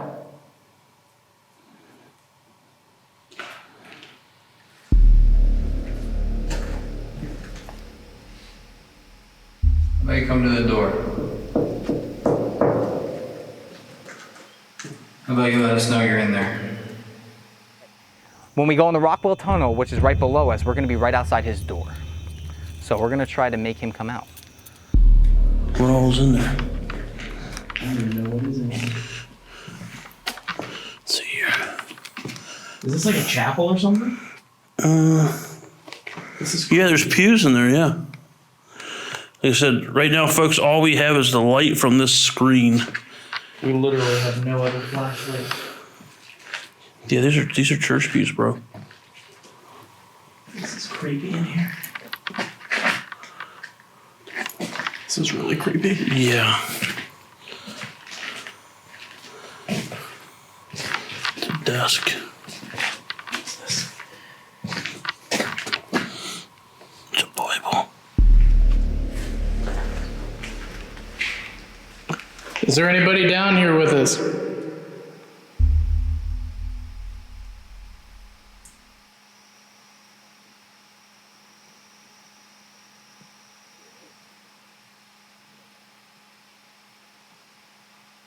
What was that?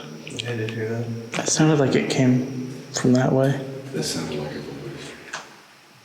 Did you hear that? Mm-hmm. Down that way? Yeah.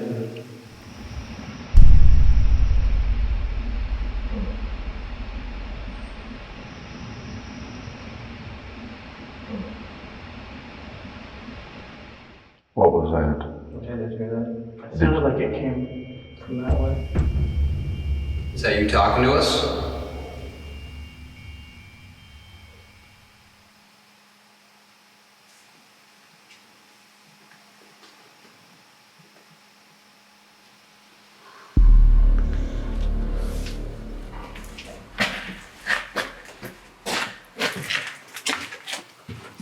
We going up or you just checking? Let's go out and leave that down here. Okay.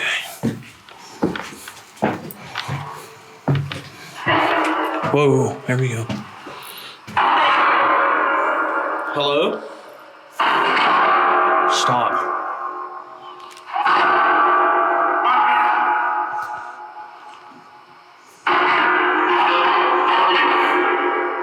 Why do you want us to stop? It was silent down there. Can you make a noise down there for us?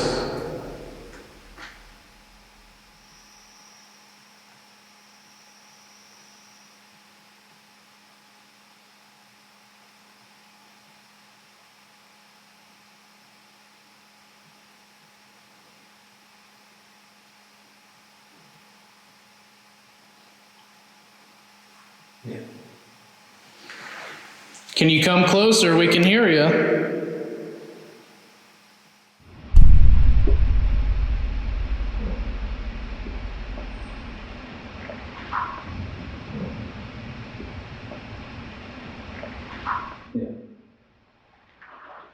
Can you come closer? We can hear you.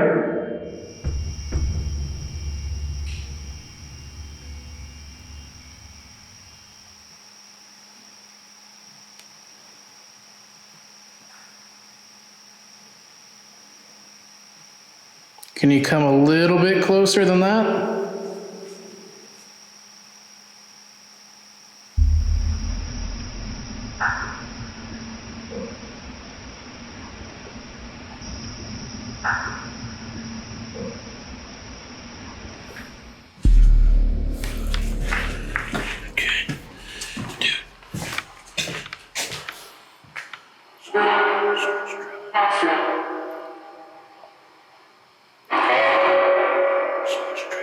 Yeah. What did that just say? I don't know. Are you talking like a real person or like a spirit? No, not us, not on our side of the door. Spirit. A spirit, okay.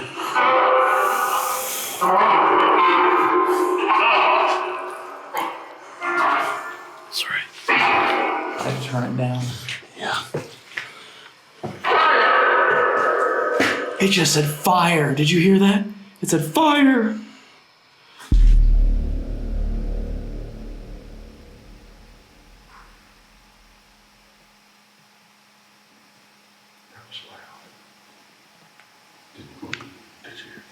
Did you hear someone talking?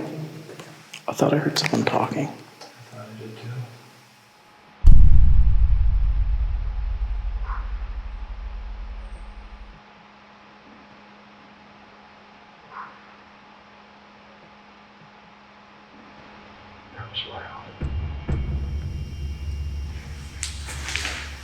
You know, if you want to talk to us, you can touch this right here, and it'll light up like that. It'll let us know you're here.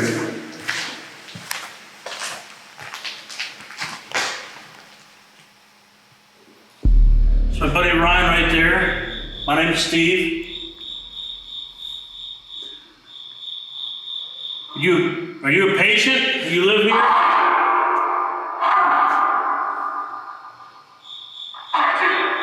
I do. Yeah. That just said I do.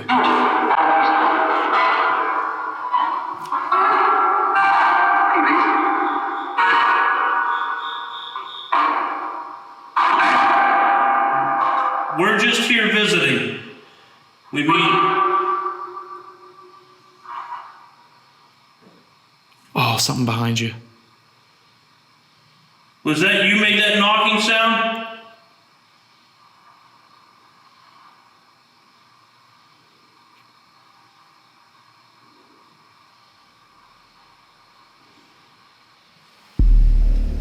Hey, Skippy.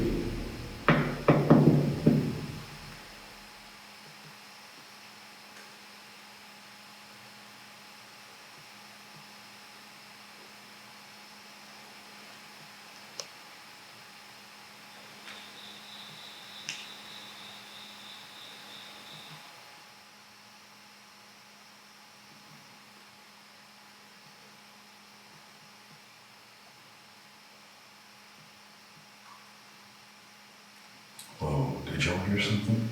Which way? I couldn't tell. What did it sound like? I don't know if it was a weird, I don't even think that's a, I don't think you can get water break. It almost sounded like a whisper. And I don't know if I want to say what I thought it said, but it sounded like a whisper. I didn't hear anything. Okay.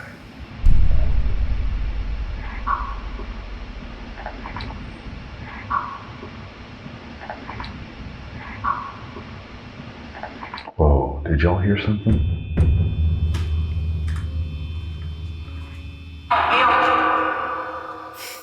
I'm telling you, it's a you.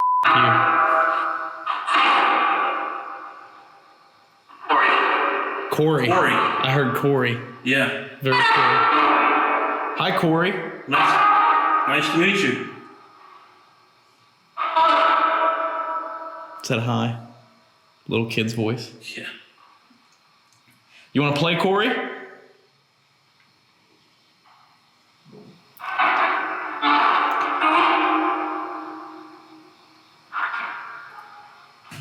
We've heard that before. Cricket. Yeah. Is your nickname Cricket?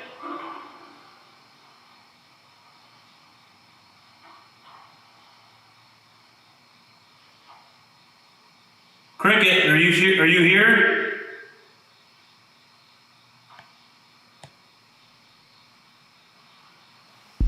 I would say we could try the shepherd's tones, but I just thought about it because I need signal to do that. I need signal to load it, and then once it's loaded, I'm good. Unless you want to go over to Devon and try it.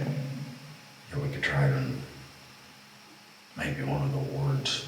Yeah. You want to? Yeah. Okay. I think a lot of times with those shepherd's tones anymore, it may be good to Quiet it. to get that, and then plus maybe get any kind of reaction, but maybe even visual reaction. Mm-hmm. Maybe having come out and show themselves if they can. Don't mind us.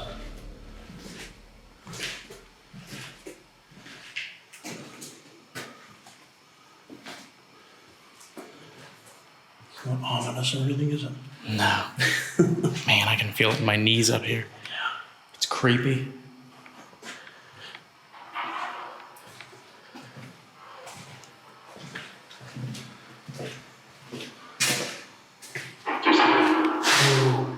It just said Jason.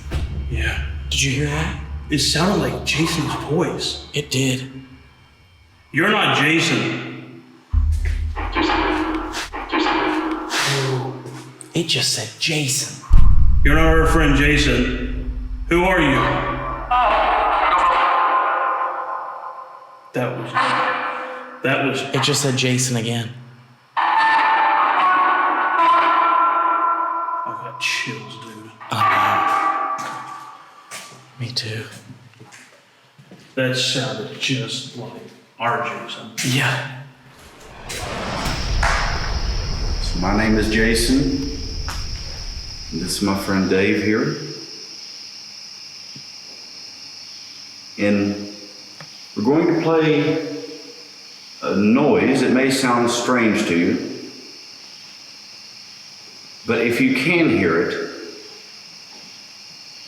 we ask that you please come forward and get as close as you can to us.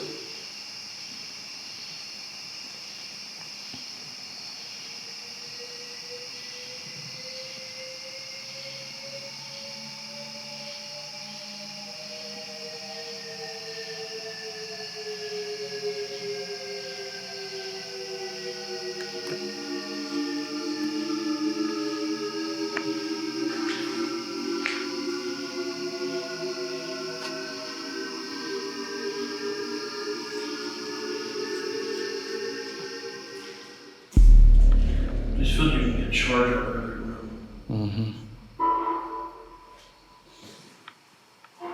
We just came to visit.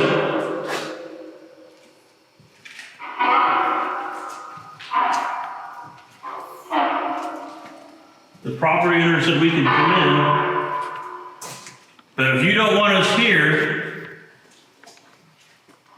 you're gonna have to let us know.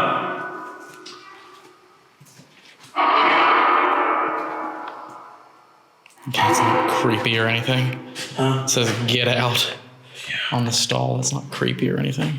Or the door. Yeah. What's in here? Why does it say get out?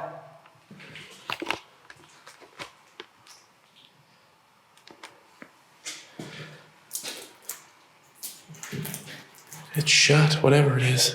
It's like it's screwed shut.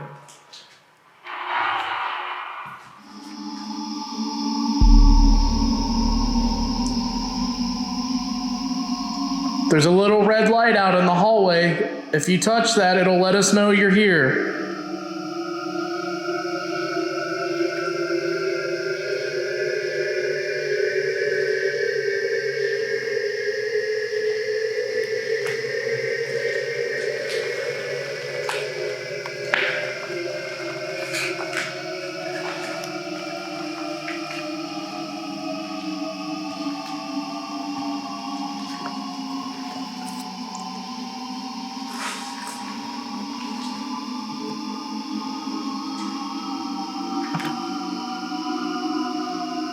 Come closer.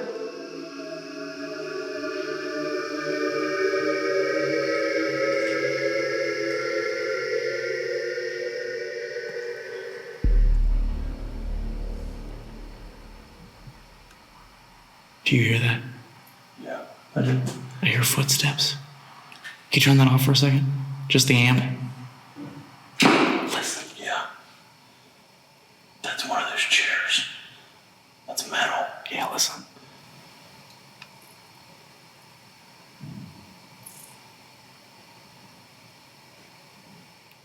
We can't see you. That's obvious.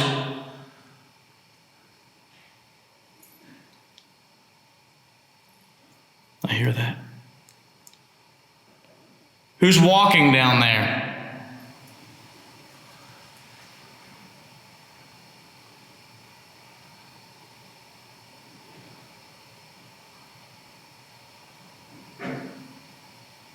It's getting closer. Yeah. Hello?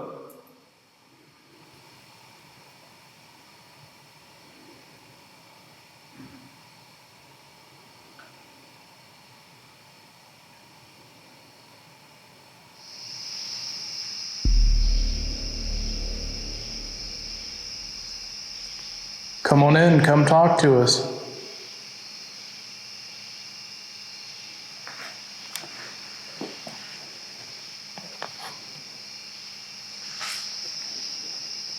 Can you see the red light on the floor? Can you see the red light on the floor there?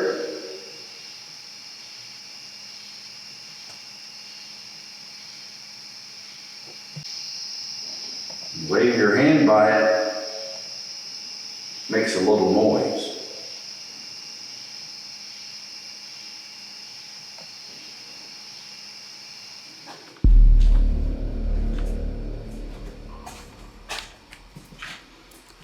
Is there anyone that lived up here? Is this your room? 18. 18? Is there a room 18? His number? I don't know. It stopped. Is there anyone that lived up here? Is this your room? 18. 18. 18? Is there a room 18? His number? You're gonna have to help us find it. You said what? 318? 318. Okay, so let's say 311. 312. 18's gonna be on the right side then. All right. 314. What's this one?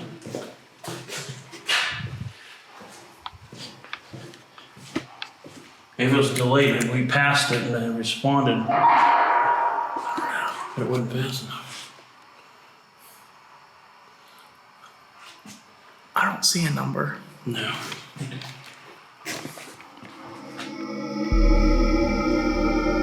Can you please come through and give us a sign that you're here with Dave and I?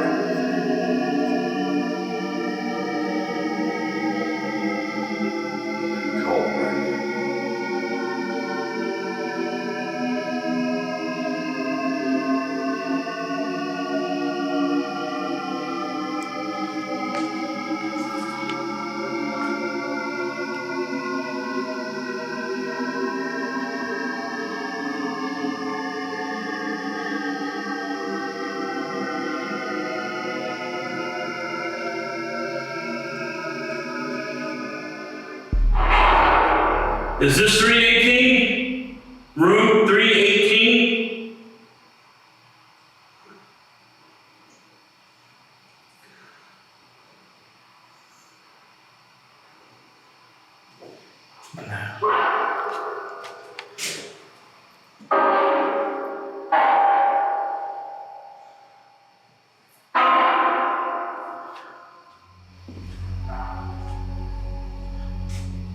Let's walk back down.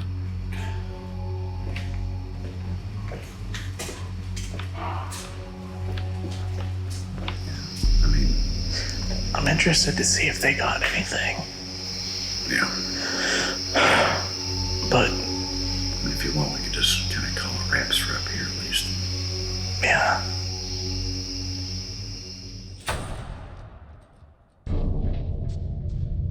This is an incredibly historic location, one of the most haunted locations in the world. Just every hair on my arms is standing up right now. Like even the hair on my head is standing up.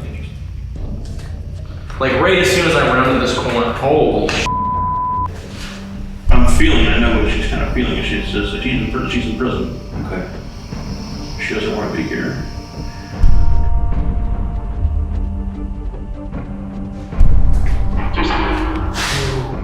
It just said Jason. Yeah. Whoa, did y'all hear something? Which way? I couldn't tell. What did it sound like? I don't know if I want to say what I thought it said, but it sounded like a whisper. It's not creepy or anything. It says get out.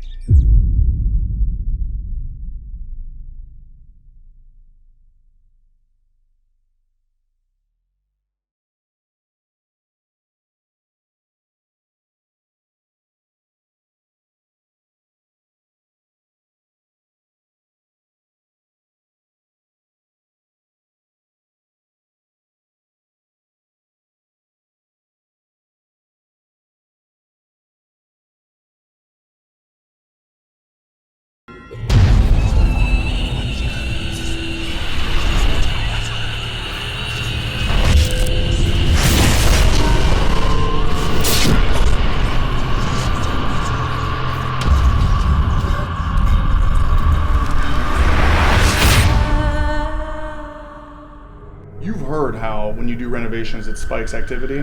Like this is the first time I've actually seen it firsthand. Holy that's a death. These aren't the yellow guys. No, it's the chair started vibrating. What's the matter? What the I just scratched my arm. Christ? Are you okay? Dave?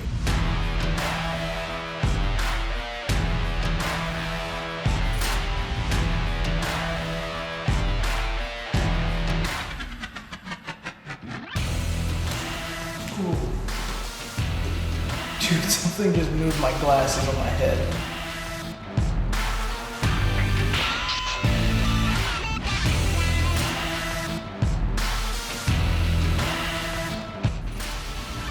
What is it? Dave just got scratched. Are you okay, man?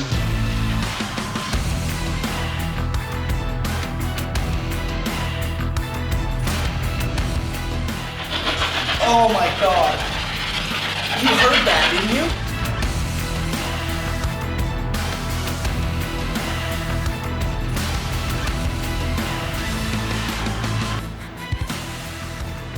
You're good at pushing people around, oppressing people.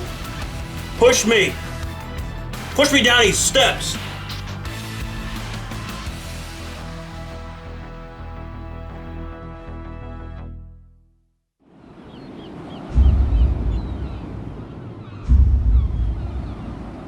Madison, Ohio sits along the shore of Lake Erie.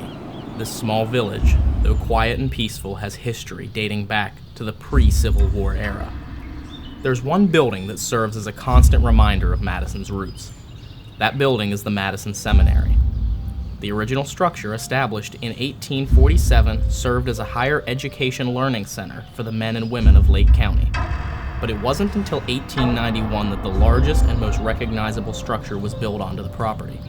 This expansion only began after the property was purchased by the Ohio Women's Relief Corps, an organization that rendered help to the Civil War Army nurses, as well as mothers, sisters, and wives who had been displaced by the war. Madison Seminary is now owned by Adam Kimmel, a preservationist and paranormal investigator who is best known as the creator and lead investigator of Resident Undead. I never dreamed I would own a seminary, but I do.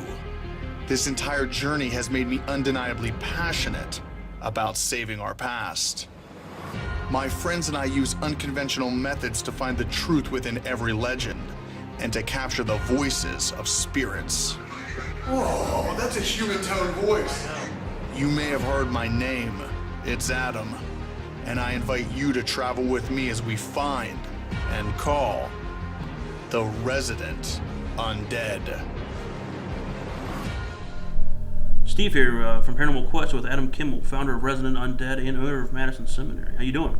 Good. I'm glad to finally have you guys here. I've been waiting for this. So we just heard that you recently purchased Madison Seminary. How did that come about? Well, you know, I love saving history. I helped save the Randolph County Infirmary out there in Winchester, and that one was calculated when I went to go save it. With Madison, it wasn't, but I fell in love with Madison back in 2010 when we came out. There was just something about just when you're there, it's just an awesome location. I remember saying to myself, it'd be awesome if I could have this place one day. But that was like, you know, never gonna happen. And then just consider it, the stars aligned perfectly. I don't know what you want to say, but when I filmed the last time there, just a deal presented itself, purchased it, you know. You've heard how when you do renovations, it spikes activity. Like this is the first time I've actually seen it firsthand. What makes Madison Seminary so unique is the diverse history surrounding it. Part of that history can be described as inspirational, while it was used as a school to educate young people. But there is a darker side to this building's history. I call it the Asylum. You know, I've looked at the schematics, there's no names to these floors. As you guys know, or as you've seen, there's a basement, first, second, and third floor on the Ohio cottage, and then you have a basement, first, second, and attic on the old Civil War wing. But it's in the Ohio cottage third floor where that Asylum wing is that I get the worst feelings. I used to do a lot of construction late at night, renovations, doing drywall, plaster, and I don't do that anymore because it's just, you get the creepiest feelings when you're alone at night up there. It doesn't matter what you're doing, you always feel like someone's right up behind you. Yeah. You hear the footsteps, you hear whispering. It's just, I don't know what happened up there, but I just don't get a good feeling from it. Now up on the fourth floor there is the Asylum, actually, the former Asylum. Now can you tell me a little bit about that and what it was used for and the kind of state of mind that the people that were in there were in? We originally were told that yes, there were insane people brought here from Apple Creek and Cleveland state hospitals. Through reports from locals, we've learned that the severity of the craziness is actually higher than we originally thought. There's some rooms in the lower level, basement, if you will. What were they used for? What's some of the history behind them? I talked to Mark Nixon. His dad was a superintendent from 1950 to 1970-ish. For about 20 years, he took care of the place. And I learned that when they were transferring honor inmates from the Marysville State Prison, it's exclusively women. The honor inmates, maybe about 6 or 7 were transferred, they actually stayed down in those rooms down there. This information completely changes the stakes of this investigation. Displaced and suffering victims of war and the energy of school children is one thing, but when you add in psychiatric patients and violent inmates, it completely changes the expectation of the paranormal activity. Now, the paranormal activity that is here in the building, would you say that it is more intelligent or residual? I'd say definitely a mix of both. There are a lot that interact with us, but there's a lot of stuff that feels like it's just a loop replaying back and forth because we hear it at the same time every day. There's an area that's in the attic of the Civil War building. Is there any reports of paranormal activity out of that area or anything that you've personally experienced? Surprisingly recently, actually, I had 2 volunteers. We basically moved, there's a lot of boards up there and stuff that you guys saw. We're just moving a lot of that junk out of there. And I had 2 volunteers, literally a few days ago, the back tags on their shirt, as they were walking out, they literally felt those being tugged up, which I've never been touched or pulled there, anything. But they swore that happened to them. They wouldn't go back up there after that. We all know buildings like this are bound to have strange and unusual phenomena, but now that we've arrived at Madison, we found out that Adam has slowly started collecting items that could potentially be haunted. During our walkthrough, we couldn't help but notice these 2 really eclectic metal chairs. Where did they come from? There are 2 now. Originally it was just 1. I'm a collector of the antiques. I actually stumbled across the really rusty old one out there in Ohio. Someone had taken it from an old insane asylum out in Indiana. I had to have it. So that's there now. It has some weird activity, I think, attached to it, because anytime we bring these new items in, things do happen. take it as you will. But there is another chair. It looks like it's in really good condition. It's up on the 3rd floor, which you guys saw in your walkthrough. Here's the thing, I'm going to be a straight shooter with you guys. As far as historical research, I can't find anything on it. I don't know if it was brought in by the last ownership or if it was left over from when the county had it and they didn't know it was up there in storage. Well, anyway, we think it had 2 purposes. We just don't know which one. It is possible that it was a dentist chair. It looks like an old pre-World War II dentist chair.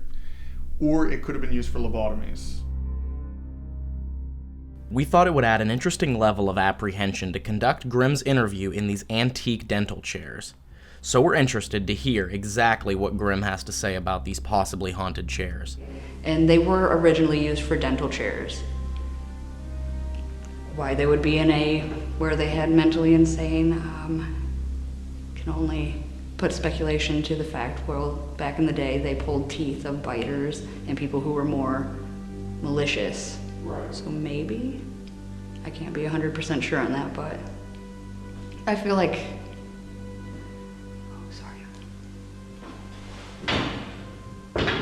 Underneath that? no, it's the chair started vibrating. Oh, wow. Really? Oh, wow. Okay. All right. Okay. What was the question? I'm getting a little uncomfortable. Is it the chair? Yeah, it does vibrates. Oh, wow. But my feet aren't vibrating, so it's not the floor rattling. We can only wonder if our interview experiment with the dental chairs paid off, because Grimm actually feels the chair vibrate independently from the floor. That makes us wonder what other secrets these antique relics hold. In our conversation with Adam about these haunted items, we find out that Madison Seminary also came with an allegedly haunted doll named Maddie. There is a doll known as Maddie. Everybody knows about the doll that goes there, but apparently it's Ohio's most haunted doll. And I'm not going to put it up there with Annabelle or anything like that. Just as I was buying the building, the way it was handed over to me, there were some workers that used to have the nursery back there. And every time they would talk with the doll or about it, they would have to hold the doll's hand. Every single time. You want to talk about some creepy stuff. They were very superstitious, and they said if you treated that doll well, it would protect you in the building. So they didn't even play any games with it. As the sun sets over Madison, we prepare to begin the investigation, and we'll start on the 3rd floor, up in the asylum. All 4 of us will attempt to make communication with the spirits that reside up here on this floor, that Adam says have been oppressive on many occasions. But it's in the Ohio Cottage 3rd floor where that asylum wing is that I get the worst feelings.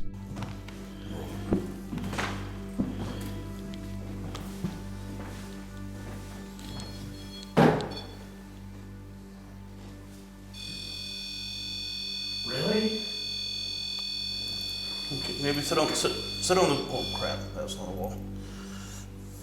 Sit on the floor? Yeah, well, maybe, you know.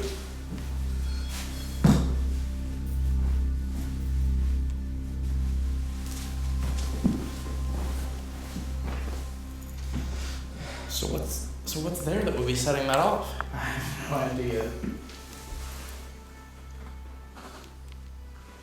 Hey, could you want to hold this cable around the camera for me?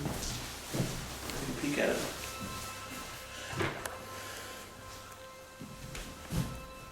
And it's made of wood, so.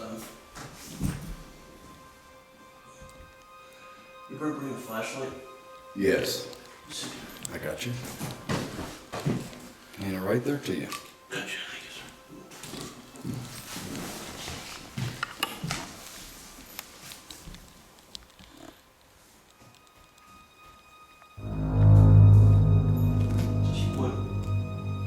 Just wood.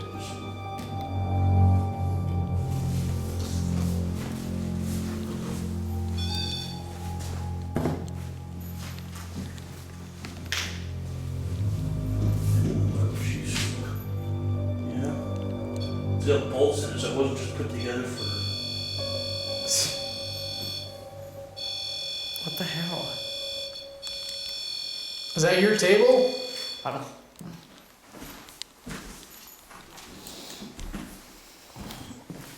I've never seen anything like that. There's bolts in that, so it wasn't just like a makeshift table. Yeah. It's pretty elaborate, in a sense. The device that we're using is called a REM pod. It's a proximity meter. When you get close to the antenna on top of this device, it alarms. We have it sitting on this wooden table, and unexplainably, it will not stop alarming. When we move it off of the table and onto the floor, the alarming stops. And when we place it back on the table, it begins to alarm again. This baffles us. There's no explanation as to why this device should be alarming sitting on this wooden table. The only circumstances that would cause this is if it is sitting directly on top of a very strong electrical current. But the fact is, there is no electrical current going through this table. It's just wood. So our question is, how can this table be alarming the REM pod?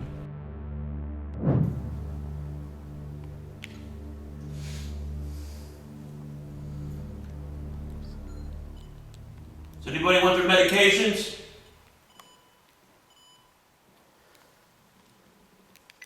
Unfortunately, we don't have any on us, but if you let us know.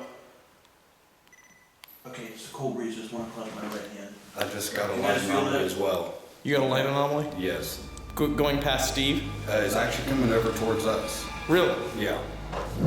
Just before Steve says he feels a cold breeze running across his right hand, Jason captures a strange mist anomaly moving down the hallway towards him and myself. It's moving at a very slow pace and moves almost fully across the frame before it disappears in the camera's line of sight.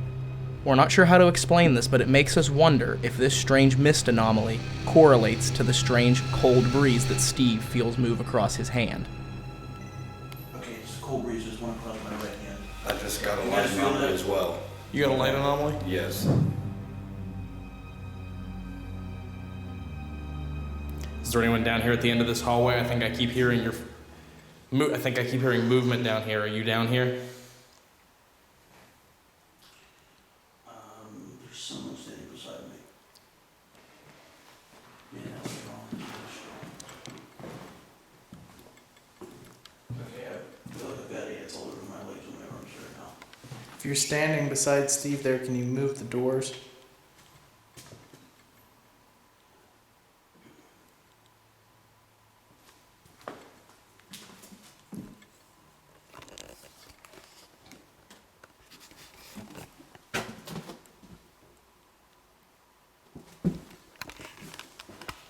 If you're standing there beside Steve, can you push the doors closed?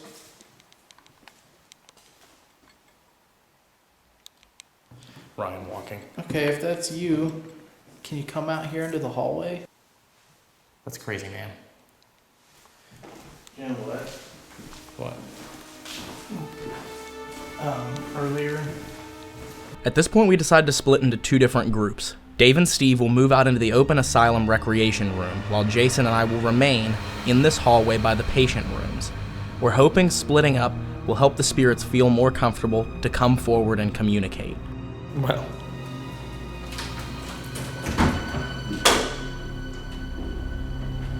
Looks like they shut us in here, Jason. Are there any Union or Confederates? What's the matter? What's the matter, bro?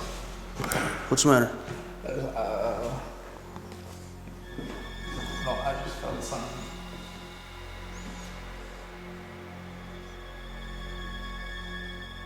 I just felt something rush up right behind me.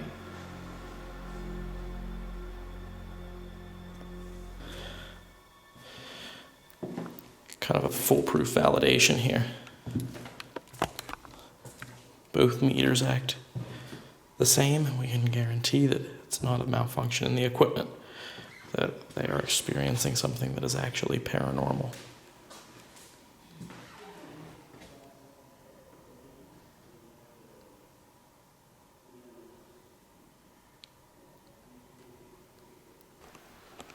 You know?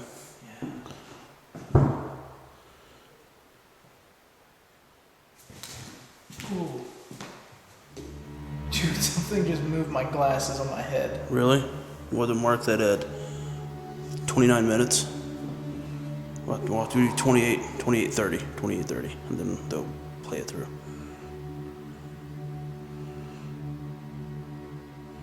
I had the camera directly on you when that happened too, so. Dave claims that he felt his glasses that were resting on top of his head shift unexplainably. From this angle, we can't tell whether or not his glasses actually moved, but we can't disprove what he actually felt and experienced. Now that we're separated, it appears the energy is ramping up.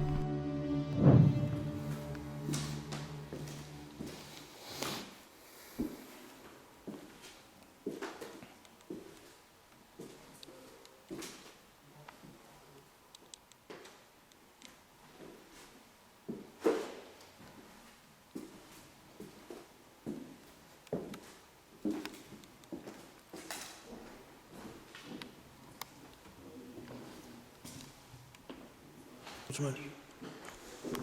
What? Did you not just hear that door moving?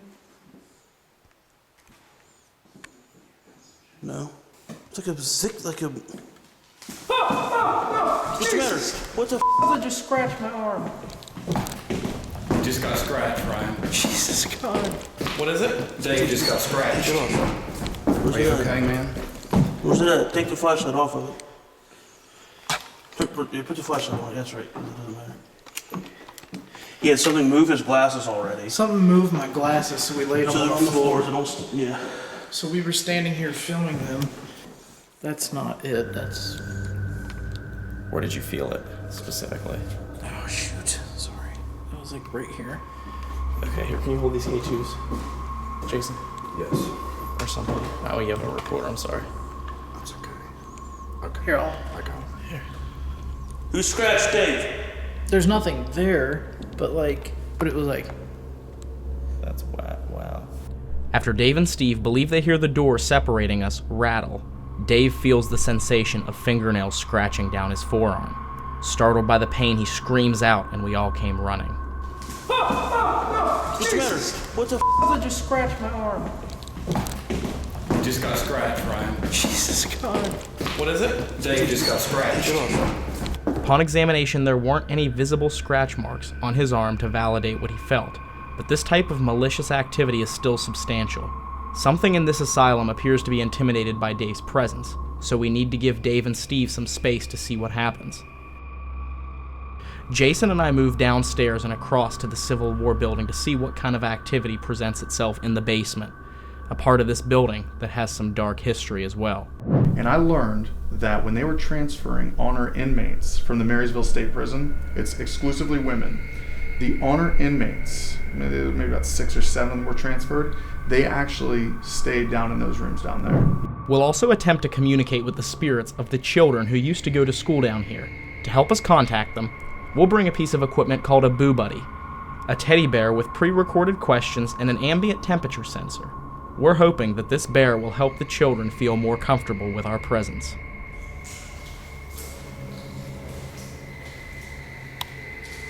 Hello? Do you have a favorite song?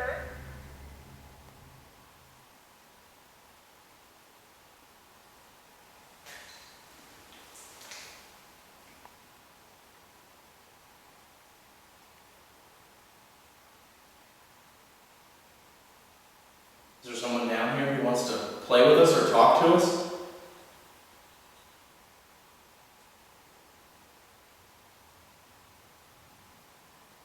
Brought a toy down there for you. You might have seen one before. It's a teddy bear.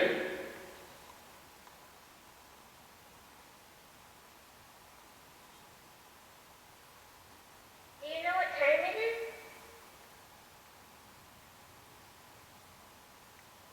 is? Imagine 2 people in here. Those poor things. Poor people. That's me. Hello? Is there anyone here?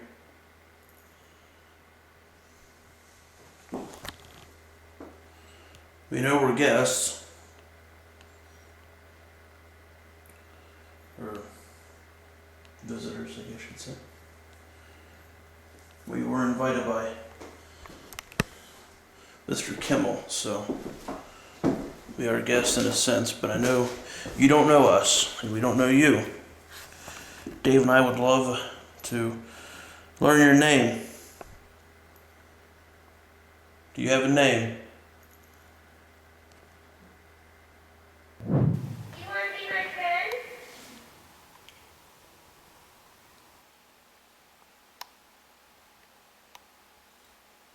Can you touch the bear?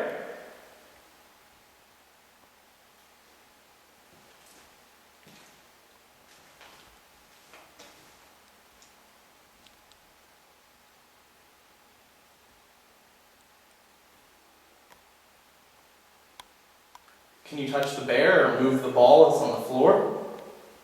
Can you roll it to me? I'll roll it back to you. Do you want to play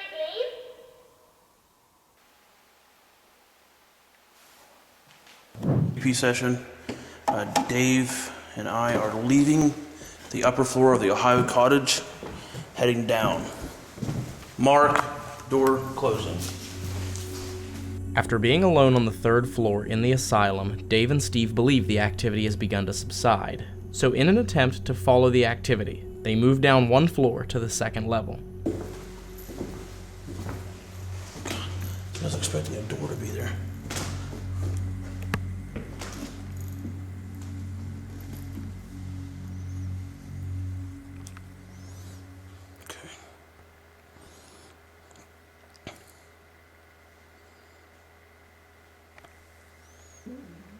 That was me.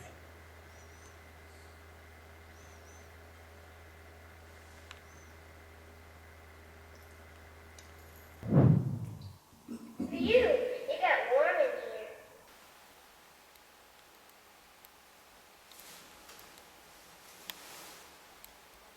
Kind of unusual that'd be the second time it's talking about it getting warmer. Mm-hmm. It wouldn't make sense for it to get warmer down here in the basement. Mm-hmm. So strange. No, not really. That's weird.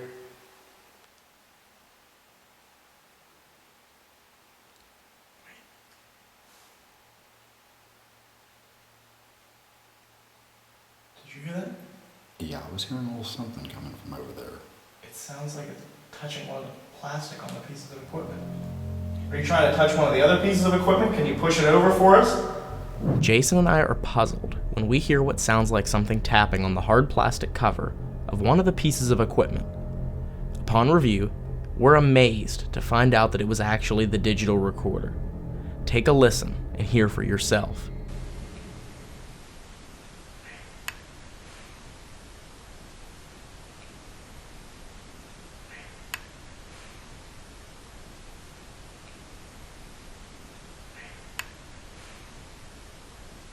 It sounds like it's touching one of the plastic on the pieces of equipment.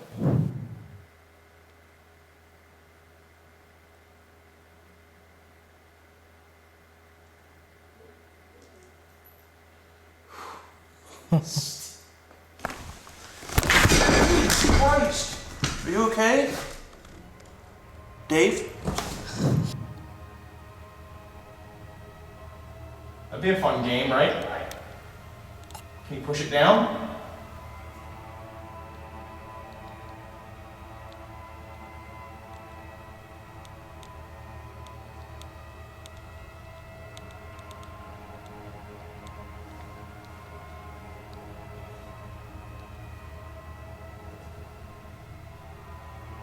You can do it.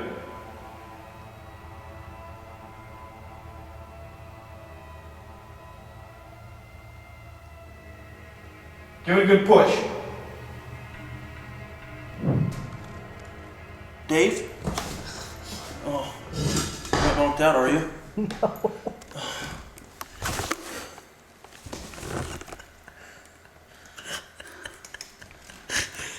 Can you take this? Yeah.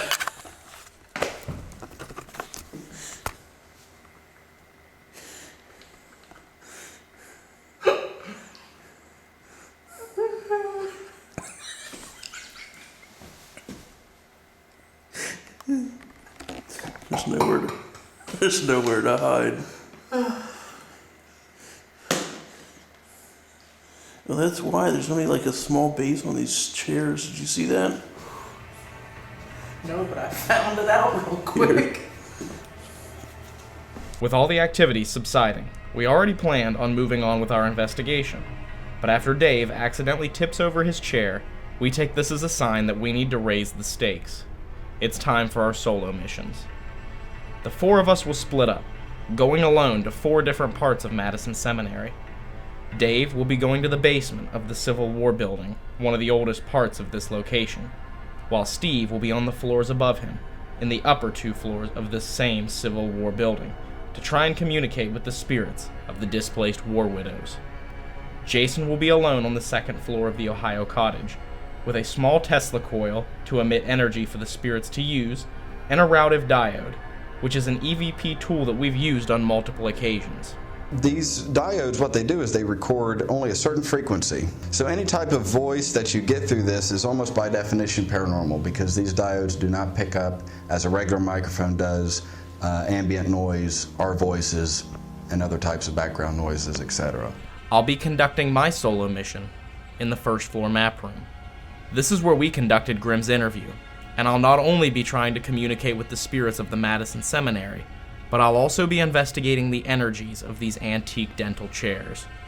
Will this isolation style of investigating make us more vulnerable to the spirits that reside within this historic building? Only time will tell.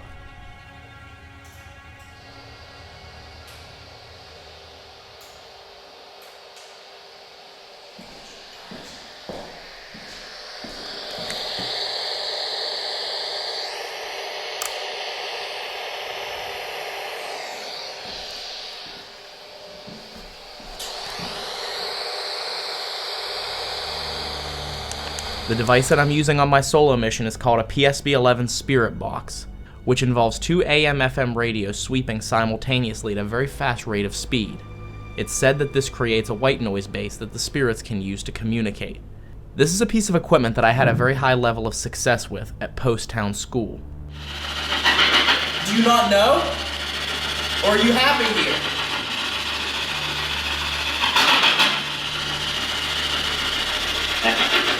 Happy. It just said happy. Oh my god. So I'm hoping to have the same success here at Madison Seminary. EVP session, Steve, solo mission, Madison Seminary, Civil War building. Make sure they're in here.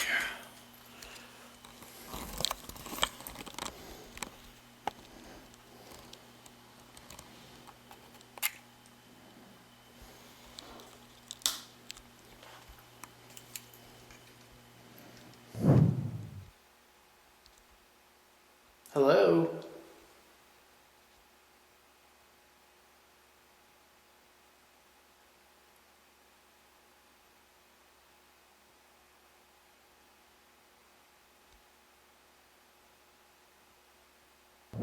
Beginning of EVP solo, May 2nd, PQ.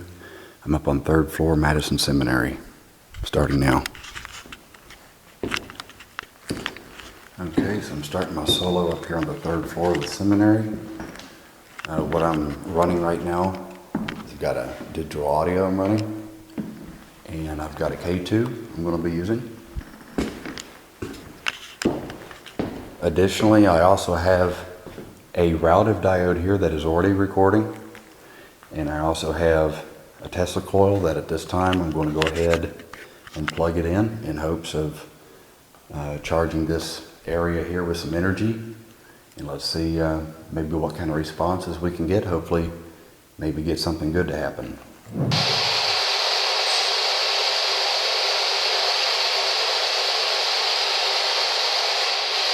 My name's Ryan. What's your name?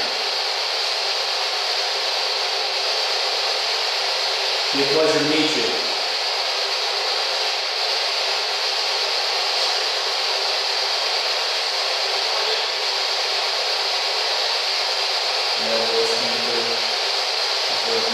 Could you just tell me your name?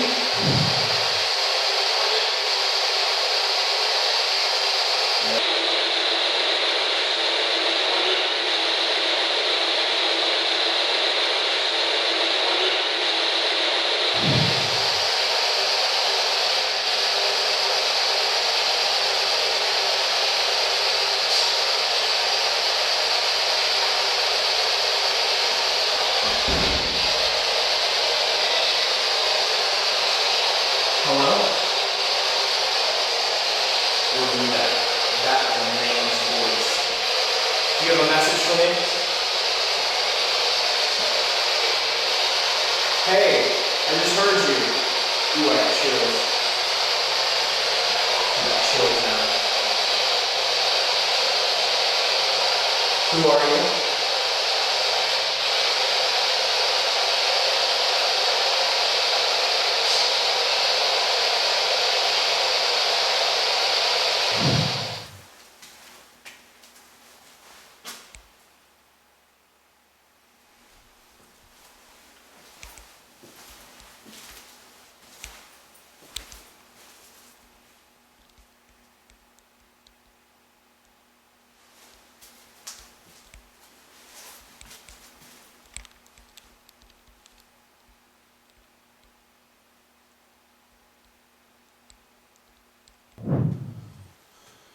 Can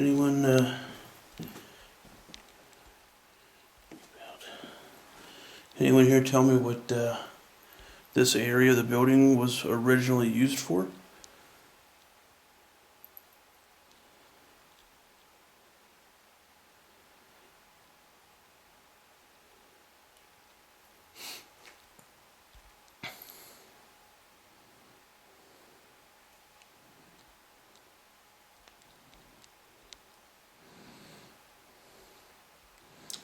My name is Steve. I'm from West Virginia.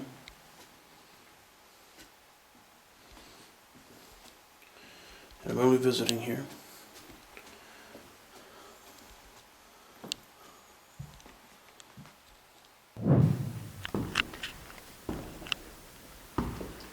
If there's anyone up here that can hear me, my name is Jason and I'd like to communicate with you. I'd sure like to meet you. I come here with the utmost respect, and I mean you no harm.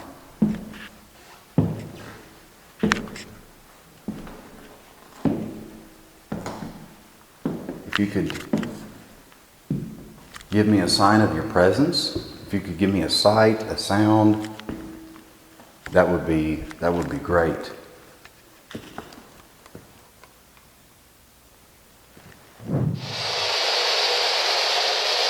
If you want those chairs out of this room, all you have to do is tell me and we'll move them out of here.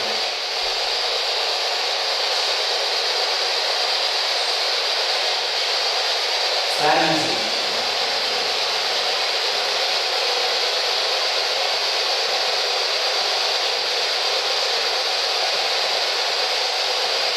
Do you want the chairs out of here, or do you like the chairs in here?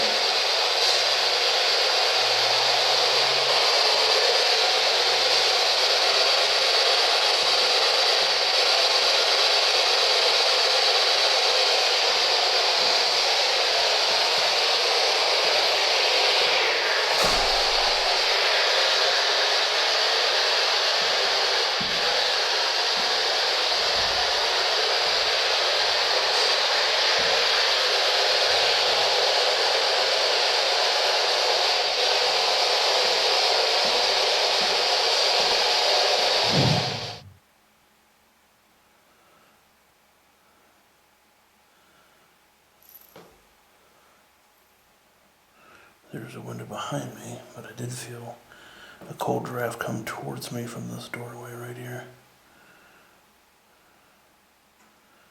I still feel it. So, this is a newer window. So,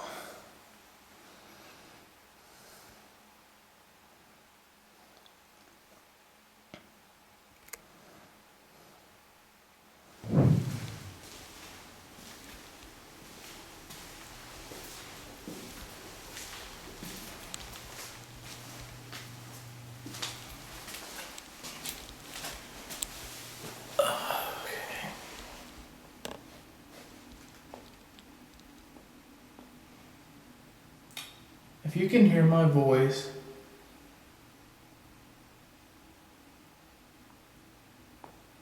I would like to be able to hear yours.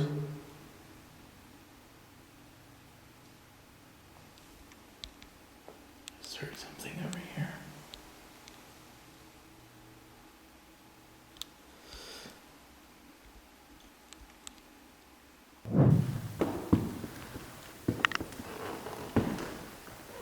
If you don't mind me asking, what year were you born?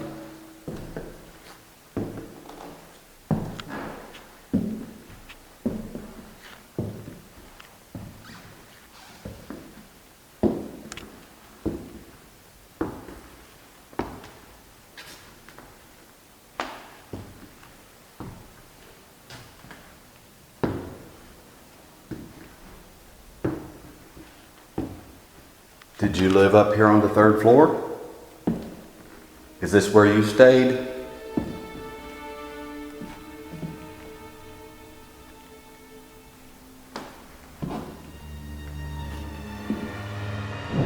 While Jason's walking down one side of the hallway, the camera stationed at the opposite end picks up a strange light anomaly. It appears in the center of frame, appearing to materialize out of the wall.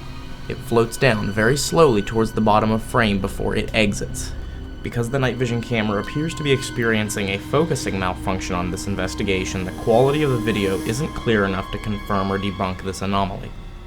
We don't want to overlook it just in case it is truly paranormal, but take a look and decide for yourself.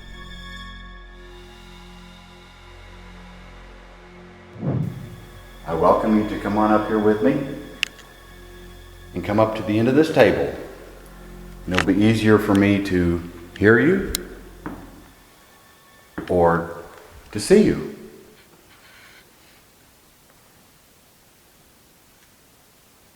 It'll make it a little bit easier.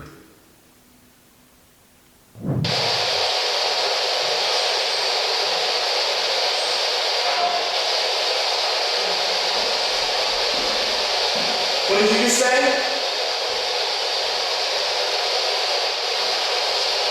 Oh, I got chills. Oh my god, the air is just crazy in here. Whew. Okay, I'm back in here now.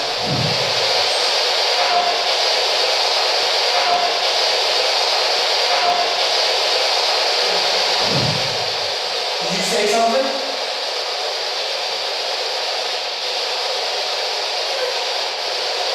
Holy shit. He said yeah. Okay, yeah, I'm here to talk to you.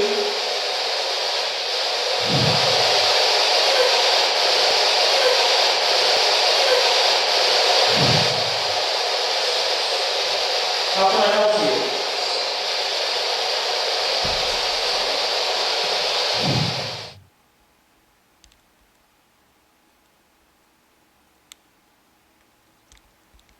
Personally, I like what they're doing with the place here. What do you think? Keeping the building intact, keeping it from being torn down.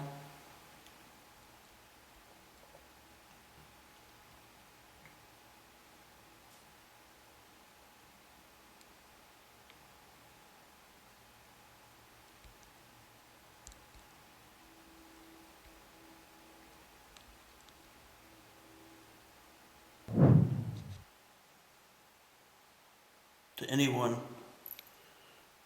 try your best. Do as hard as you can. You come close to this device, or just stand in one of your doorways, whichever you want. Try your best to give me that message, and this potentially can pick you up your voice. And we will do our best to relay that message. On 3. 1, 2, and 3.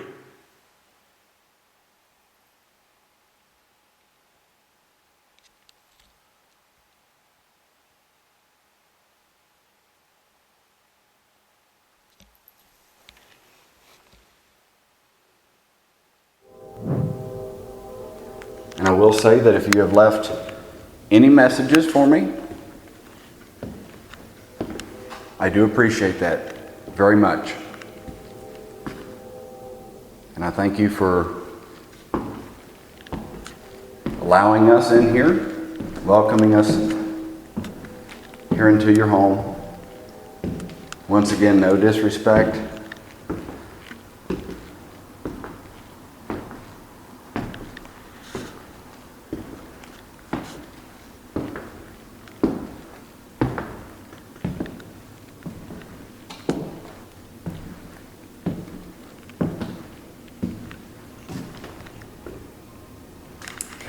Ready to lock and load, I guess, or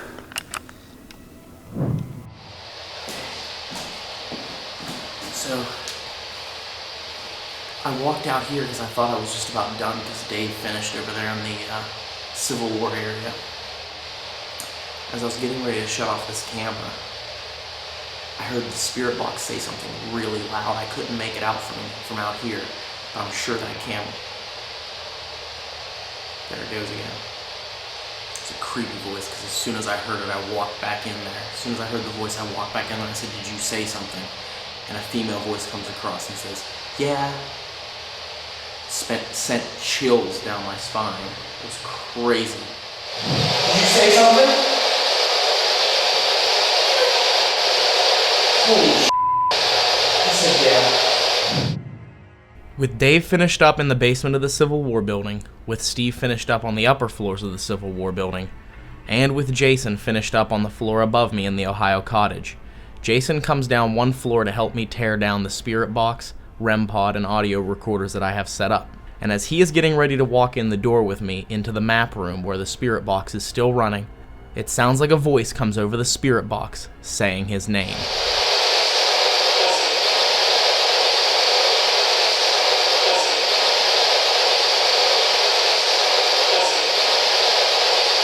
What's even creepier and more unexplainable is that the voice that comes across the spirit box saying Jason's name sounds like my voice.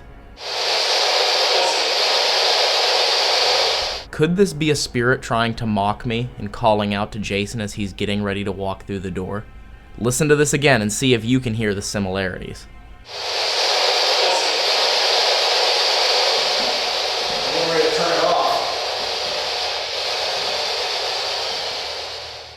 Now that we've concluded our solo missions, it's time for us to perform our abandonment tactic, where we set up cameras and equipment and leave the building to see what happens while we're gone. We set up 3 cameras throughout Madison Seminary to try and capture strange and unexplained phenomena while the building is empty. Our first camera is on the 3rd floor of the asylum, the same area where Dave was scratched earlier. What's the matter? What the f***? I just scratched my arm. We also set up a camera on the 2nd floor hallway to see what energy was left behind by the former occupants of this building, because this area is known for its paranormal activity relating to shadow figures and strange movement up and down these halls. Our 3rd and final camera is set up in the basement of the Ohio cottage, facing Maddie, Ohio's most haunted doll. We're hoping that some of the paranormal activity relating to the doll will present itself for us to capture. With all 3 of these cameras rolling, alone in Madison Seminary, they pick up on some strange phenomena that we have to analyze. We'll start with the camera on the 3rd floor Asylum, where we captured a few strange lights passing through the laser grid directly beside the door to the patient rooms.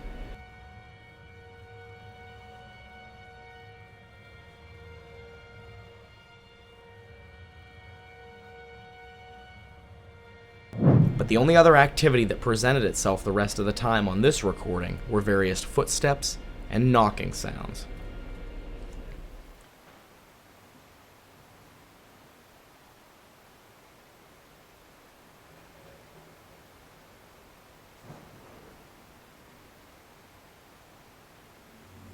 Moving on to analyze the 2nd floor, we realized that it was much quieter, because the entire time that this camera was rolling on the 2nd floor of Madison Seminary, it only picked up a few various knocking sounds.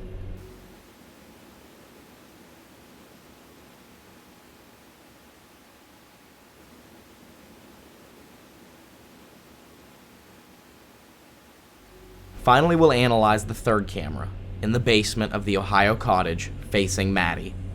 At about 24 minutes after we left the building, the infrared extender sitting in the window unexplainably dims as if something is drawing energy from it. Could this be the spirits trying to draw energy to manifest themselves? With this abandonment only producing a small amount of activity that's nothing to write home about, and sunrise fast approaching, it's time for us to hit the very last area that we have yet to investigate of the Madison Seminary. Up on the upper floors of the old Civil War building is the attic, a part of Madison Seminary that has never really produced very much substantial evidence. So the 4 of us will head up there as a team to try and see what spirits wait for us on the upper floors of the oldest part of this building. You guys give me a what?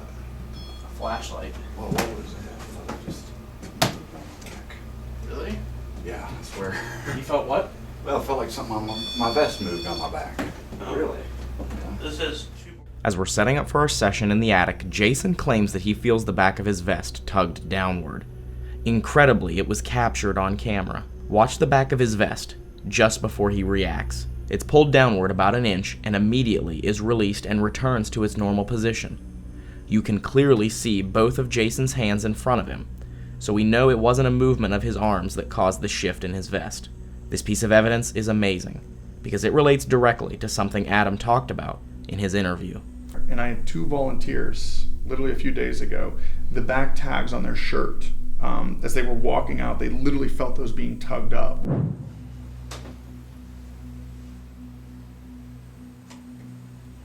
so. Like we asked a little bit earlier, why they call you Crispy? Ooh, there it goes.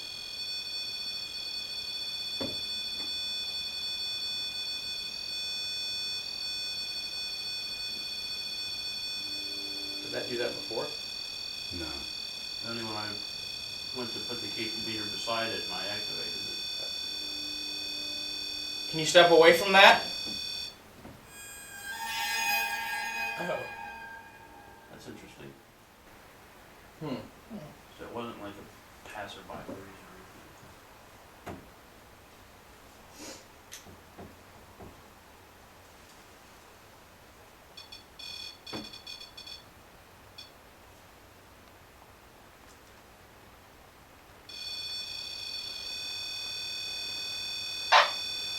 What the hell? What's that? It's my radio. Radio. What? Is that you? Are you with us here now?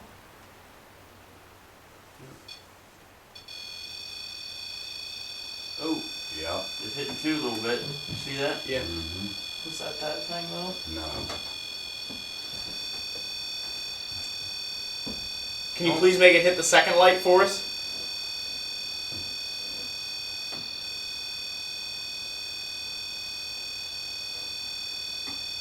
Or multiple lights. It doesn't have to only be the second light. You can make it light up as bright as you want.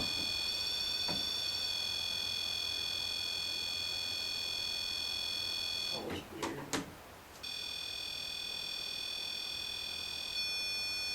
Can you really try to make it hit the second light? You almost did earlier. So we grab a hold of that. Just get as close as you can. Use all the power you can.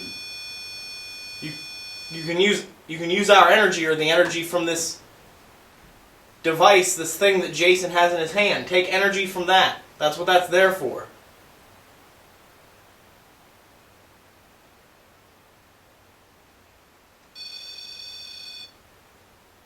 Come on, you can do it.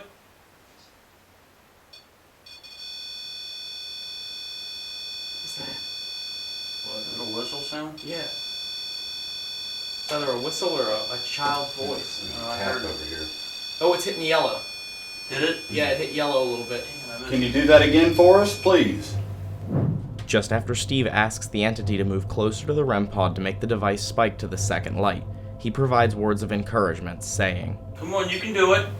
Just after that, we hear a voice answering him, before the REM pod successfully hits the second light. It's either a whistle or a child's voice. When we reviewed our recorder, we were shocked at what this voice said.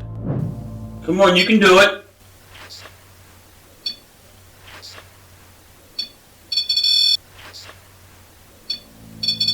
This has to be the most relevant and profound spirit voice we've ever captured, as it not only proves that our REM pod is being triggered by a spirit, but that this entity can hear us, and they want to interact with us. We just have to play it again for you. Come on, you can do it.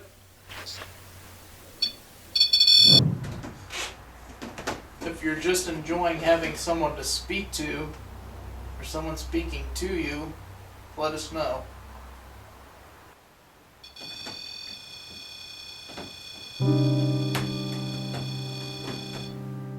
Even without knowing what this voice said in the moment of this session, we still felt very strongly that the REM pod was being triggered by a very intelligent entity. So we continued to ask questions about the circumstances surrounding this spirit's life and death. Are you a female?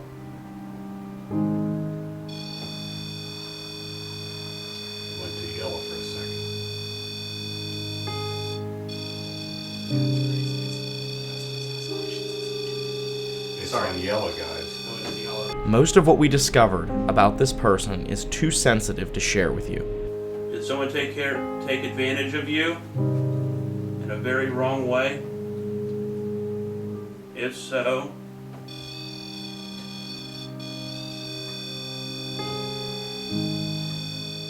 because of the tragic and sad situation that led up to this spirit's death. But we can share that we discovered she was a woman from this building's time with the Women's Relief Corps, and that she was very happy to have someone to talk to. At the end of this session, we felt our conversation helped to provide some sort of peace.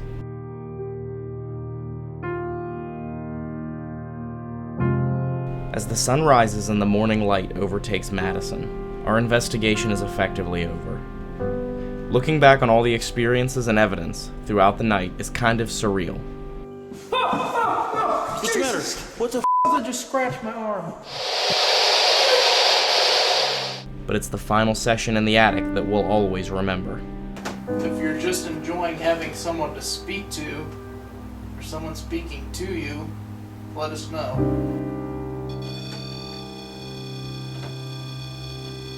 We discovered that Madison Seminary has a story to tell. A story outside the confines of history books. Adam Kimmel saw it the very first time he set foot inside the building. And after our first visit here, we see it too.